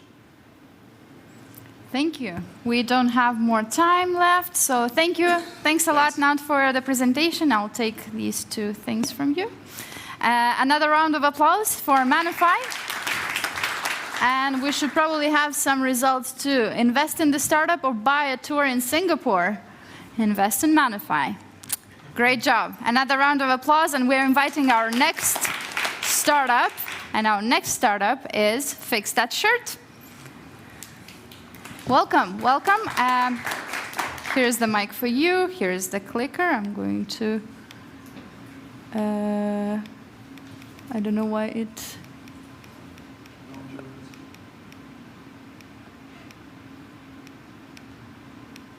Oh. How many slides do you have? There it is. There we go. Good luck. So, hi, this is Fix That Shirt. And before we dive into the pitch, a quick question. How many of you repair your clothes? Show of hands. Aha. Do you guys know that 80 billion new pieces of clothing are produced each year, yet 73% of those are completely discarded, creating 50 million tons in textile waste. But that's not all. The annual carbon emission from the fashion and textile industry amounts up to 1.2 billion tons. Wow. But how can these figures be so high? Isn't there a fashion revolution going on? Aren't we all a part of Fashion for Change? Well, all these doubts are well-founded. Despite there being this change in consumer mindset, there is still a lack of an easy repairing and resizing solution. But don't worry, because we at Fix That Shirt have got your back. We have created a platform that enables both you as an end user and as a brand to have easy, quick access to quality repairs and resizing, and hence extending the lifespan of existing fashion wardrobes. Just a quick demo. You select the garment you need, upload an image, select the service, when do you want it, and just like that, you start saving the world one shirt at a time. And I actually mean that, because just by extending the lifespan of our existing wardrobes by a couple of years, we can bring down the annual carbon emissions by 25%, which is, if we actually aim only 10% of it, it's potentially 30 million tons less carbon annually. But carbon doesn't make money, and we make money B2B and B2C through subscription and profit margin-based models. We are looking at a big market, $60 billion, growing every year. Just repair market itself is $2 billion large, and we can see that in our own traction. And with this, we actually have a huge vision for Fix That Shirt. We started in Paris, but we actually want to take sustainability on a global platform where it's not just a niche, but a standard conscious practice to repair your clothes. And who's going to do all that? Quite ambitious. Well, this is the team. This is me, Sabah. I'm the co-founder of Fix That Shirt. I come with 10 plus years of experience in fashion, textiles, and business development. And my co-founder, who's Franco-Polish, comes with complementary skill set in data science, cloud architecture, machine learning. And together, we are building the company of tomorrow. We are already supported by some of the biggest names in the fashion ecosystem. And in our just 6 months with Fashion for Change, we already raised 100K, grew our customer base by 10x. We were recently invited by the Italian ministry under their FDI program to join the Milanese ecosystem. We have got BPI France grant for our deep tech development, and so on. So if our project excites you, if you feel the vibe, please don't hesitate. Come say hi. We are Fix That Shirt. Thank you so much. We are ready for any questions. Thank you. That was super energetic. Thank you for that one. It was neat for all the audience, I guess. So don't forget to vote, and the questions. Exciting presentation. Thank you. Thank you so much. Isn't it more expensive to fix rather than to buy new? Well, it depends, and that's why we are super strong in sustainability. If you're going to, invest in a more fast fashion model, it's cheaper to buy, but at what cost? It's the cost to the environment, to the society. So definitely. But if you look at a greater cost in terms of when you're buying something of quality, to quote Vivienne Westwood, buy less, choose well, and make it last. So you see, if you spend, say, something of quality and you make it last longer, your per use cost comes down. So eventually, you have to weigh those odds. But then isn't it that the brands have to advertise it themselves? Because for the brands, they actually want to sell more, not less, except Patagonia, probably? I'm not sure if that's true, because we just did... I forgot to mention that we had our early discussions with this luxury giant focused on sustainability called Kering. And while there is a business goal for the brands to actually sell more, there is also a sustainability and a vision goal, and you're trying to reach that end as well. And actually, there is a huge problem in terms of repair. What happens is, let's say when you shop online or on phone, 40% of all purchases, especially for fashion, end up being returned, and 60% of all those returns are due to poor fit. Now, the cost of those free returns is actually quite expensive. Per return, it's amount up to 20 euros on an average to the brand. If alternatively, they could provide a measure to repair something, it's much cheaper for the brands to have repair services, and it helps them in two objectives. One, of course, the business side to bring the cost down, and also in the sustainability objective to actually meet their circular goals. So it's a win-win. So who is actually going to fix that shirt then? Who is actually going to fix that shirt then? This team of two. Yes. So I wish we could also fix the shirts, but we just got two hands, each one of us. So currently we are operating in a model where we are super focused on circularity, and our own impact as well. So we are focused on building the community. For instance, in Paris, if you're a little bit familiar with the city, you divide it into the arrondissements. So there are 20 of those. In each arrondissement, what we do is we map and we profile the tailors, we map them, and then we have our own standard tests that we run. We grade them on a scale of 1 to 5, and it's that network that works. But since I mentioned we're also moving a little bit into the luxury market, we need certain different kind of skill sets. So we are also starting going forward for a potential where we could have an atelier. And Thank you so much. And now you can breathe. Everything is nice. Thank you.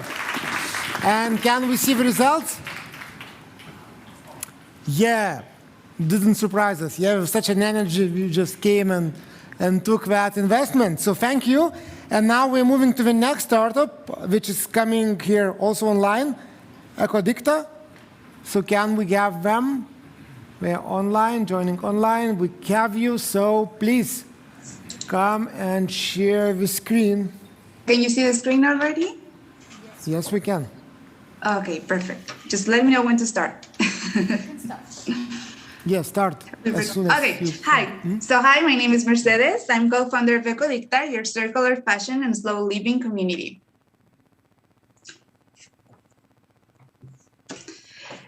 Ecodicta, like many other projects today, was funded with a great percent for the fashion industry. My activist part wanted to take action and offer a solution to the greatest problem in fashion, overproduction. More than 100 billion garments are produced per year, and the average life of those garments is only 7 uses. However, like us, consumers want to change this. 75% of millennials consider sustainability when they make a purchase. But their challenge is finding flexible and fun sustainable options. This is a great opportunity for the circular economy and new consumption models like Ecodicta, a platform that offers conscious alternatives to enjoy fashion. Our monthly rental service has been available for 4 years in Spain, and we've reached over 1,000 subscribers. Paying a simple fee, our community members get to enjoy and choose items and rotate for 30 or 60 days. Our nighter service, or occasional renting service, just launched last December thanks to Fashion for Change. The global circular fashion market is growing. The estimations that you see on the screen are especially relevant to our business lines. The rental market is also booming in Spain, where we operate, and we're the pioneers. And so far, Ecodicta is the only player offering subscription and long-term rental models. We have three different income streams, and most of our sales come from the subscription model. We've generated gross sales of over 300,000 euros and spending very little money on marketing, as you see on the screen, with a CAC of a little over 9 euros. We have a diverse team and especially a board of directors with more than 10 years of combined experience in circular fashion. When a consumer rents with Ecodicta instead of buying, they save 29% of carbon emissions. These are savings of 2021, and we're expecting our results of 2022. In the last 4 years, we've learned and adapted to the market with the help of different funding opportunities and are getting ready for the future. Our future is a universe where Ecodicta becomes scalable, transitioning from a B2B business models to a peer-to-peer platform that makes exchanging, renting, selling, and repairing available to everyone, to all players, even outside of Spain. Our funding plan for this is a 300,000 pre-seed round, where most of the money will go to technology and marketing. So, thank you so much for listening. Thank you, just in time. Thank you, Mercedes, for your pitch. Don't forget to vote, and the floor is open to questions from the jury. Arus? Thank you for the presentation. My question is on the sourcing part. So I know you are kind of planning the transition to C2C, but how do you currently source the items, and why do you believe the transition to C2C model is the right one? So right now, in terms of like getting the items for a wardrobe, what we do is we buy with the wholesales, with wholesale. So we buy all the stocks that we have available in our market right now. And we feel that if we move to a peer-to-peer platform, we won't have to like handle the items that are available in our systems, and that will make it more scalable. Because right now we do have to like buy everything, and this is an operational cost for us. And who would take care of the item quality, the washing, if that needs to be done, repairing in a C2C model? So in a C2C model, what we want to center on is actually being that filter.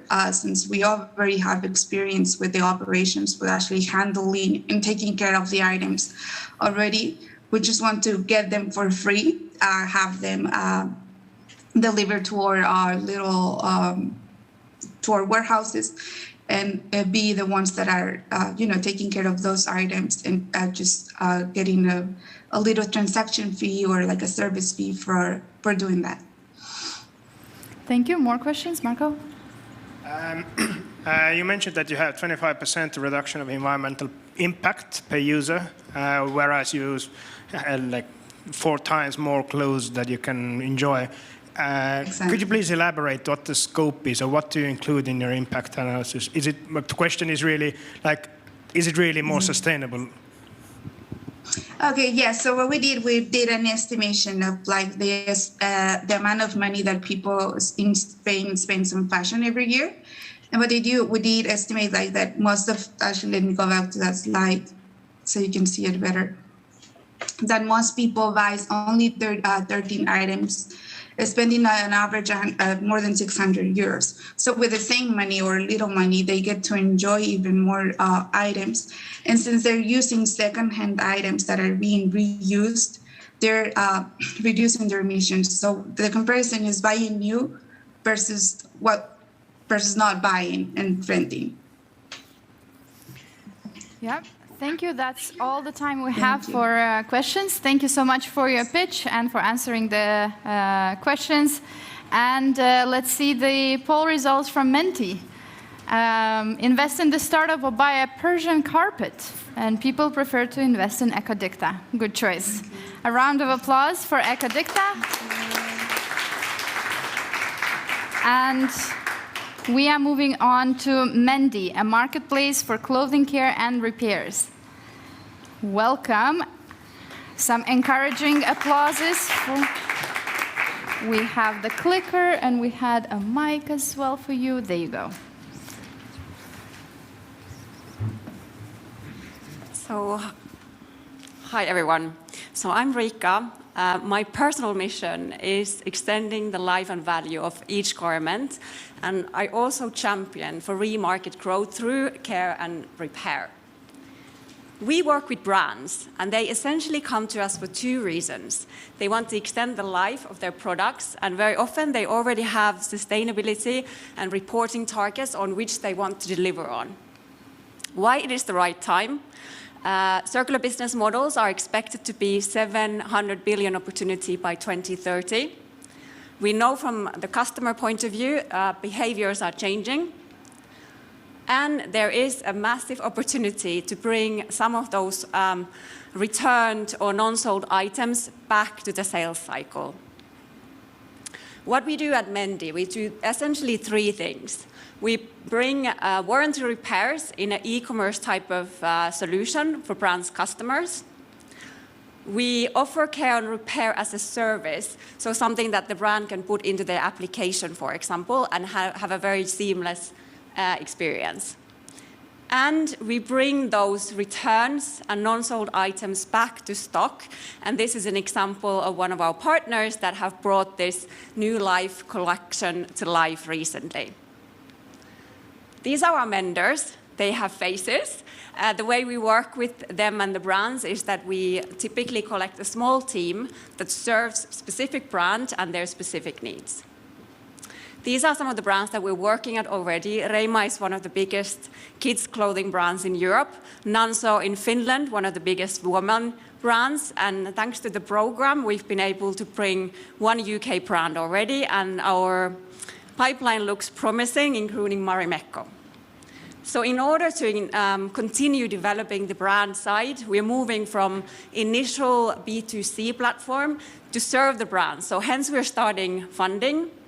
And we're also, very importantly, from the commission-based model, moving into a subscription-based where the brands would pay for the service that they get. We're hoping to become a 4.5 million turnover company in the region in the next years. Our funding ask is £500,000. That money would also allow us to bring the needed skills to the team. So on the top, the existing team, but we're looking to bring tech skills and also market-relevant skills on the markets that we're expecting to grow. Thank you very much. Thank you. Thank you for your presentation. Don't forget to vote, and let's ask questions. Thanks for the presentation. Can you talk more about scaling to other markets, and how does it work when you have physical people mending things? Yeah. So I think that's one of the things. We do believe that it needs to be a local setup and network. So in the sort of the market playbook would be that we would have a market expertise, first of all, in terms of building the network, and obviously second of all, making the collaborations with the brands, which I think is one of the big things we're kind of focusing on at the moment. Then the technical part would more be something that we would sort of scale and use the similar part in different markets. And can you share more about the pricing to the brands? So for the moment, we're looking at having, there's actually sort of two options. Having sort of packages related to the services that you saw there. So you would have a sort of warranty repair or repair as a service that would fit into their channels, essentially. And then these sort of what I would call bulk orders where we do more volume. So each of the packages would have a pricing that would then, but unfortunately I don't have exactly the price yet. But that's something that we are actually quite openly discussing with the brands and kind of approaching it as well, kind of in a pilot phase where kind of seeing out of those essentially three things that we're doing, which are the ones that bring the highest value as well. And how did the brands do it before, or they just didn't do it and this is totally new line? Good question. A lot of it they didn't do. I think the warranty repair has been something that they have been doing a little bit. Very often the discussion with them is that they might have had someone very local that have helped them a little bit, but not something that they would have done on a larger scale. Very often the issue is as well that they have maybe their production very far, and they haven't been able to do it in this way where you would actually get someone local to bring it forward. And just from the basically saving those items from landfill, I think that's something that they're really waking up from the experience that we've had. And the last question, yeah? Yeah, and what would stop these brands of replicating what you are doing for them? Because you said you gather teams and then they kind of are dedicated towards one brand. Why wouldn't they just do it themselves? Focus. I mean, it's not necessarily scalable for them because very often this is the problem. They would like to offer the service across the nation and having the network and obviously having then sort of a seamless solution for the customer because they don't want to necessarily invest in that type of technology, for example. Thank you. You can leave a microphone. Thank you. And let's see the results. Cool. So more people would prefer to invest than to go snorkeling. And it seems that it becomes a trend that our startups gets more attention than some kind of other things. Once you go to the tropical island, everything else doesn't matter. Yeah. So sorry for the first startup for that, but yeah, let's move on. And the last startup before the break we will have. So the Revere company, Circular Kidswear Rental Marketplace, and please welcome on the stage. And please welcome on the stage, and the floor is yours. And let me give you the clicker. So time's. Let me know when I can start. Yeah, you can get started. Yeah. Hello, my name is Ines Karusala and I'm the co-founder of the Ruiback company, where we are making kidswear a preferred choice among parents. Textile industry consumes 100 billion tons of materials, but wastes over 90% of it. There are so many clothes that could be worn for longer. especially when we talk about the kidswear industry, because kids grow out of 8 sizes during their first 2 years of life. It's approximately 70% of kidswear that is highly underutilized. So the system is financially wasteful, it's environmentally disastrous, and there is no convenient solution what to do with outgrown clothes. We know that rental is not new, but we also know why it hasn't taken off before. So we are bringing together lenders and renters and managing everything on behalf of our users, because that's what they need. And we're offering a closed-loop solution that means nothing goes to the landfill and all end-of-life clothes are recycled. Our solution helps parents to save up to 60% on their kidswear and reduce the carbon footprint of clothes by 80%. So our solution has huge impact, but it also creates other economical benefits for our users. For example, save time and space benefit, or save money and earning benefit. But we also enable brands to build responsible, sustainable business models and offer them a good quality data.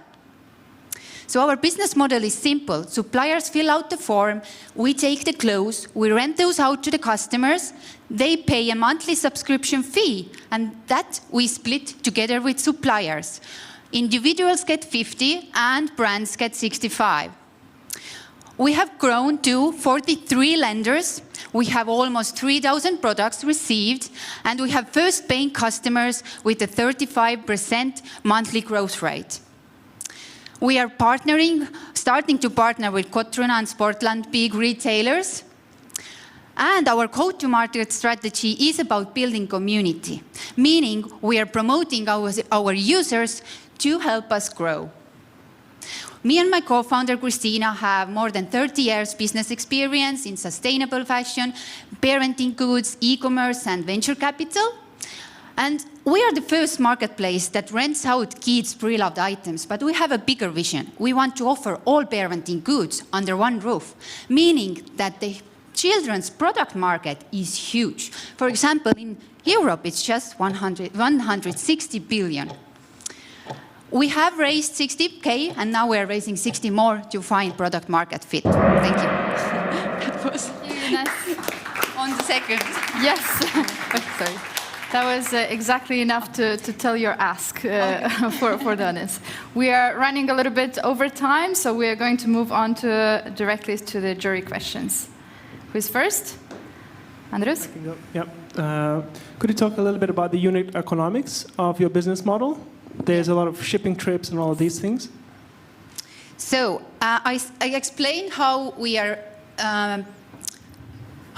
are sharing the revenue with our suppliers. I didn't say how we are splitting, how we are charging our customers. So this is the slide that explains that the rental fee is approximately 5 to 20% of the retail price of an item. And it depends a lot on the condition. Is it new? Is it fair? The condition affects the pricing that we do for the customer. And the customer pays a monthly fee. Plus, we ask them to pay a fixed subscription, like a service fee that covers, right now, transportation, garment insurance, and also the maintenance of the returned items. Thank you. Dennis? Why not just use Vinted? Sorry? Why not just use Vinted, sell and buy used clothes for children, and that's it? We are building the rental marketplace. We just actually did a test group study and figured out what are the biggest benefits that rental can actually offer to the user. And one of the biggest benefits is that they don't end up with their clothes, because they don't need to worry about what will happen with the item. They can just take and give back. So they have much less hassle. And basically, they can earn more. If they rent out a good quality item, there is opportunity for earning much more than from resale. Thank you. More questions? No? Then thank you, Ines. Thank you. I will take the two items from you. Thank you. And let's see the results as well. People would rather invest in the ReWear company than go to Tomorrowland. Good job. So a round of applause. That was the end of the second batch. Thank you for your patience, and we are... Yeah, we are moving right now to the break. We will have 25 minutes for the break. So enjoy the snacks and drinks. We're going a bit of late, maybe 5 or 10 minutes, but yeah, we will figure out that on the third batch. And now for all of the jury members, we will ask to go to the room 1.4 to discuss. Yes, and the rest of you enjoy the break, enjoy some networking opportunities and some coffee and refreshments. Thank you, and see you back in 25 minutes. Welcome back, everyone. Welcome back, and also welcome to the new audience that is joining us today. We are very excited to continue our demo day of the largest fashion demo day, I dare say, in Europe, right? And we have a new jury panel for the batch 3, and after the batch 3, there's going to be a batch 4 and an update on the jury there as well. So welcome back, and welcome new jury members as well. We have Greta, Arthur, who is online, Marcus, Martina Skanzares, welcome as well. Aquila from the Naughty Ones, Douglas, and Donatas, head of startups programs at Rocket. Welcome, and a big round of applause for our new composition of the jury. As always, and for the new audience that joined us just now, we are reminding that we have also an audience pick at the end of the event, which is done through Menti. So don't forget to go on menti.com and vote for your preferred choice of startup. And you can use for that the code that you see now on the screen. And I think without further ado, we're going into the third batch, which is products. All of the startups that we'll be presenting will be online this time. Sorry. Yes. And we have the first startup joining us, which is Tilde Bra. Tilde is creating a new bra and a scalable on-demand production model that will transform the D2C underwear industry using 3D knitting. Welcome, and a big round of applause from the live audience here in Vilnius. And the stage is yours, and the countdown starts now. Can you imagine that 6 million bras, the garment we work closest to our hearts, end up in the trash every day? We at Tilde are going to change this. The trouble is the industry only makes 1/3 of the required bra sizes, so 50% of women suffer from pain or discomfort. We're looking behind the scenes of bra manufacturing. Looks terribly busy, right? Well, this is the core of the problem. We eliminate complexity, solving both the lack of bra sizing and the excessive waste by using enabling tech like AI and 3D knitting. This automates manufacturing on demand, so we have zero inventory, which means our business can scale like a tech company. And for consumers, this means no more discomfort or pain, as we can make bras in any size imaginable in more durable materials. For the environment, it means we create 98% less waste during production, we have zero dead stock, and we extend our bras' life cycle by repairing or recycling. How do we make money? Through the D2C sale of our bras at a 70% gross margin. And step 2 will be the B2B licensing of our tech. We're going to be marketing the bra as a premium product for 80 euros online and in pop-up shops as well as wholesale. Why now? It's never been easier to get accurate measurements as smartphones have LiDAR scanning. 3D knitting is increasingly available globally, and we will only need 0.12% of the available 3D knitting capacity to reach 5 million in revenue. Plus, the lingerie market is growing by 80% in the next 5 years.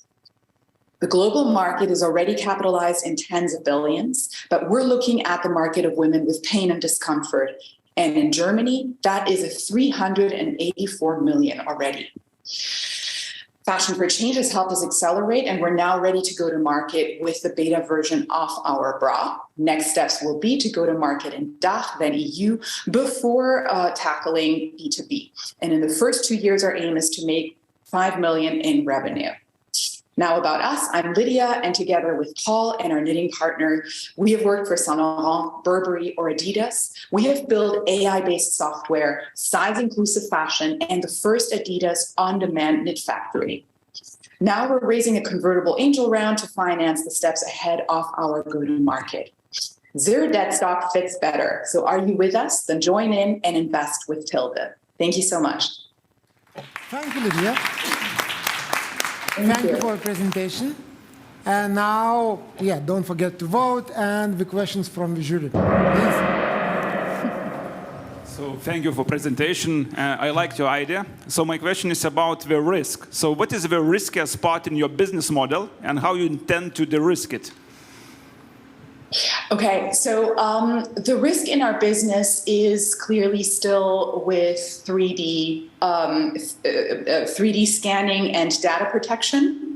So here we are relying on other companies, and there has been already a lot of progress in that field. So it will be about transparency as well, about really bringing our consumers along with us on our journey to show them what they can earn, what they can get from the service when they scan themselves, and how anonymously their scans are going to be made so that nobody will ever see their naked pictures, basically. That's the main risk that I see for now.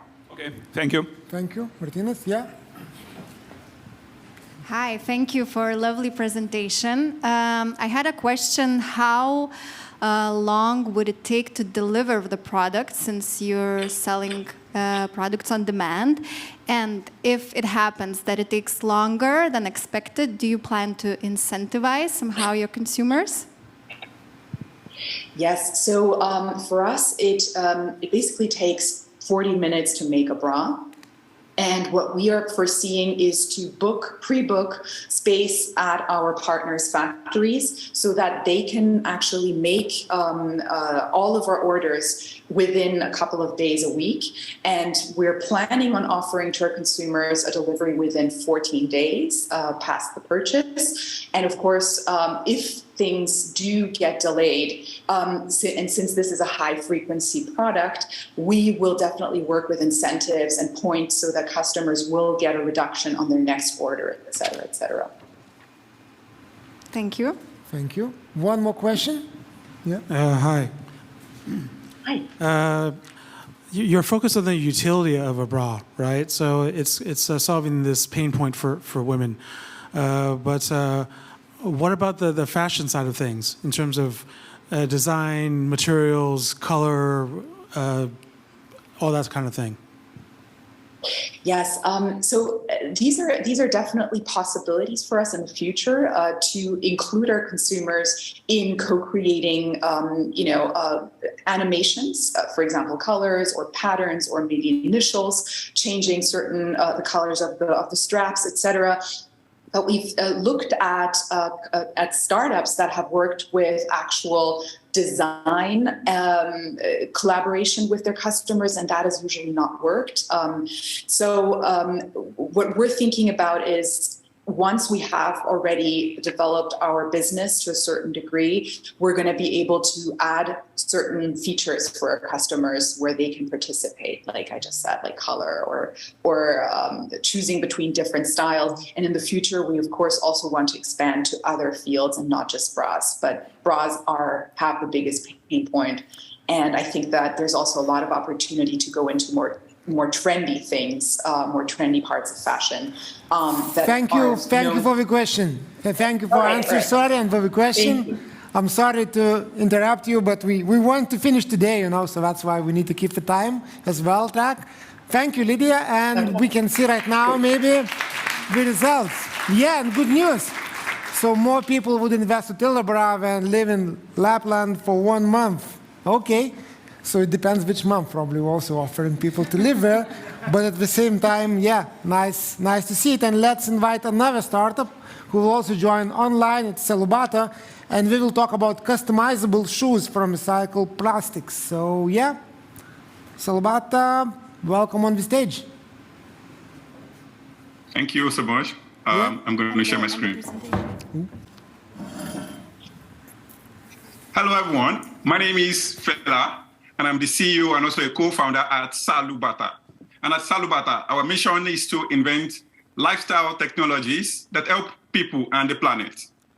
We currently occupy this niche of shoes, modular shoes, which are recycled from old plastic bottles. In a year alone, there are over 381 million tons of plastic waste produced. Sadly, just only about 9% of this waste have ever been recycled, like ever. We have another situation whereby we have a lot of people reusing this waste rather than recycle or upcycle them. And so we have more people. So what we have is we have more waste in our environment than we can even recycle or upcycle. And so my team and I possess a background in environmental science and in shoe design. And so we started imagining if we could convert all of this plastic waste into footwear. We also realized that the potential for impact is so huge. The global footwear market by 2027 will be worth about 530 billion euros. The sustainable footwear market is also growing at 5.8% per annum.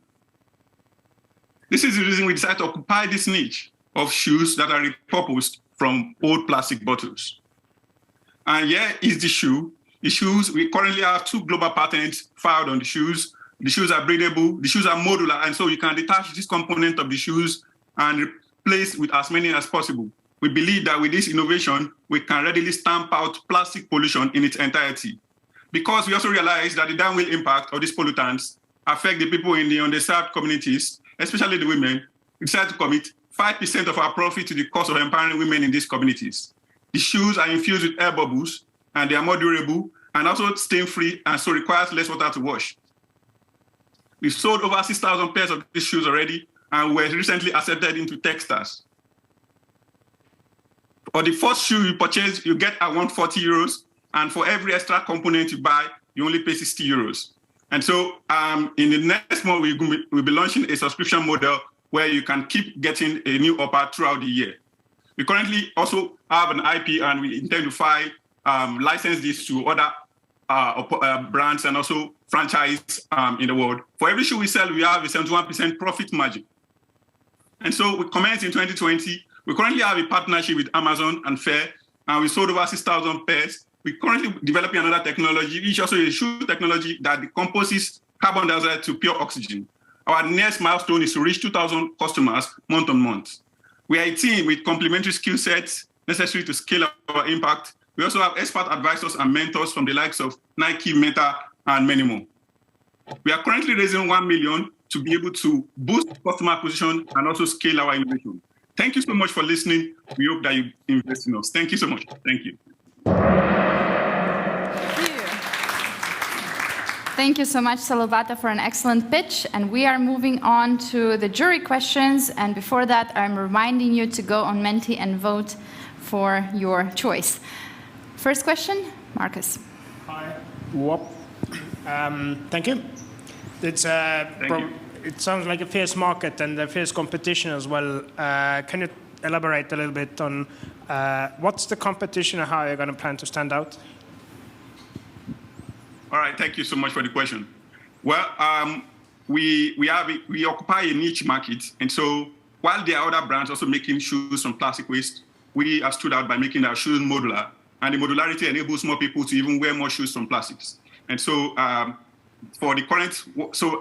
part is that we currently have a patent and design right filed on our innovation, and we've currently filed a global patent thanks to the EU Fashion for Change for helping us to be able to grant us a fund to be able to do that. So we're able to file a global patent on this innovation. And so with us, we're able to, our intention is to be also able to license this innovation to other brands or anywhere in the world. We currently have a franchise interest even from China. And so we believe that's going to be another major source of revenue. So our plan is to be able to scale fast and grow into the market fast. We understand there are competitors, but for us, we've occupied this niche already. Thank you. Next question. Hi. I like the modularity design there because maybe you can make it like your iPhone cover or something like that, so you can switch out colors or shapes, sizes, whatever. But a question is, what is the durability of your shoe? How long does it last? Thank you so much. Our shoes are currently produced in Portugal, and the outsoles are currently made out of recycled car tires. And so the recycled car tires last for at least 5 years. And so all you need to change is just the upper part of the shoes. And so it will last till the customer lifetime value of the consumer, which is an average of about 5 years. Thank you. Donate? I would also like to ask regarding breathability of your shoes. I know plastic is not very breathable, so how do you solve that? Is it through special technology, or how do you do that? Thank you so much. So the shoes are, so it's yarn patterns, and so the way the shoes are being made, they are being shredded and converted into yarns, and so it's the yarn patterns that allows for this breathability. And so unlike every other traditional sneaker or shoe you wear, the shoes allow constant aeration between your feet and the atmosphere, and so it gives. So the yarn patterns is what allows the what's called the breathability of the shoes. Thank you. Thank you. That's all the time we have for questions. Thank you so much, Salubata, and let's see the results of the voting.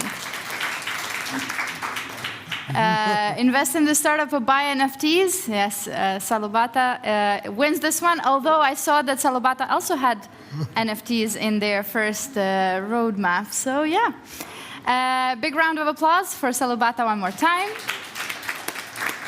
Great. And we're moving on to another startup called Melina Bucher, who is redefining luxury one bag at a time. And let's welcome. And now we can see you, and hopefully we will see your screen as well sometime soon. Perfect. Yes, now we see your screen, so you have 3 minutes on the clock. Perfect. Hello, everyone. My name is Dominic. I'm the co-founder of Melina Bucher, and our team is ready to disrupt the leather goods industry. The leather goods market is huge. So each year, around $500 billion of products are sold. And you know what? 90% of them end up in landfills, and the rest is burned, which is a shame. And this is because leather products are typically not biodegradable, and there's no standard recycling options available. So the only options is putting them on a landfill or burning them. And we believe that this industry needs much more attention. And we invite you to join us in changing this wasteful billion-dollar industry. Together with our cradle-to-cradle assessor, we are setting up a toolbox for leather goods, and with the goal to close the loop for the whole leather goods market. We are currently in the middle of our certification process with a cradle-to-cradle standard, and we are including innovative new materials and ethical partners into our toolbox. So we have the bill of materials already done. We are working for the biological cycle. So in the end, all our products that we're creating with our toolbox are biodegradable and traceable, and we can easily integrate repair programs. In short, we are a full-service provider for fashion brands, and our customers can easily design their leather products in 3D, as you can see here. They can choose materials and see environmental KPIs of their design before ordering. We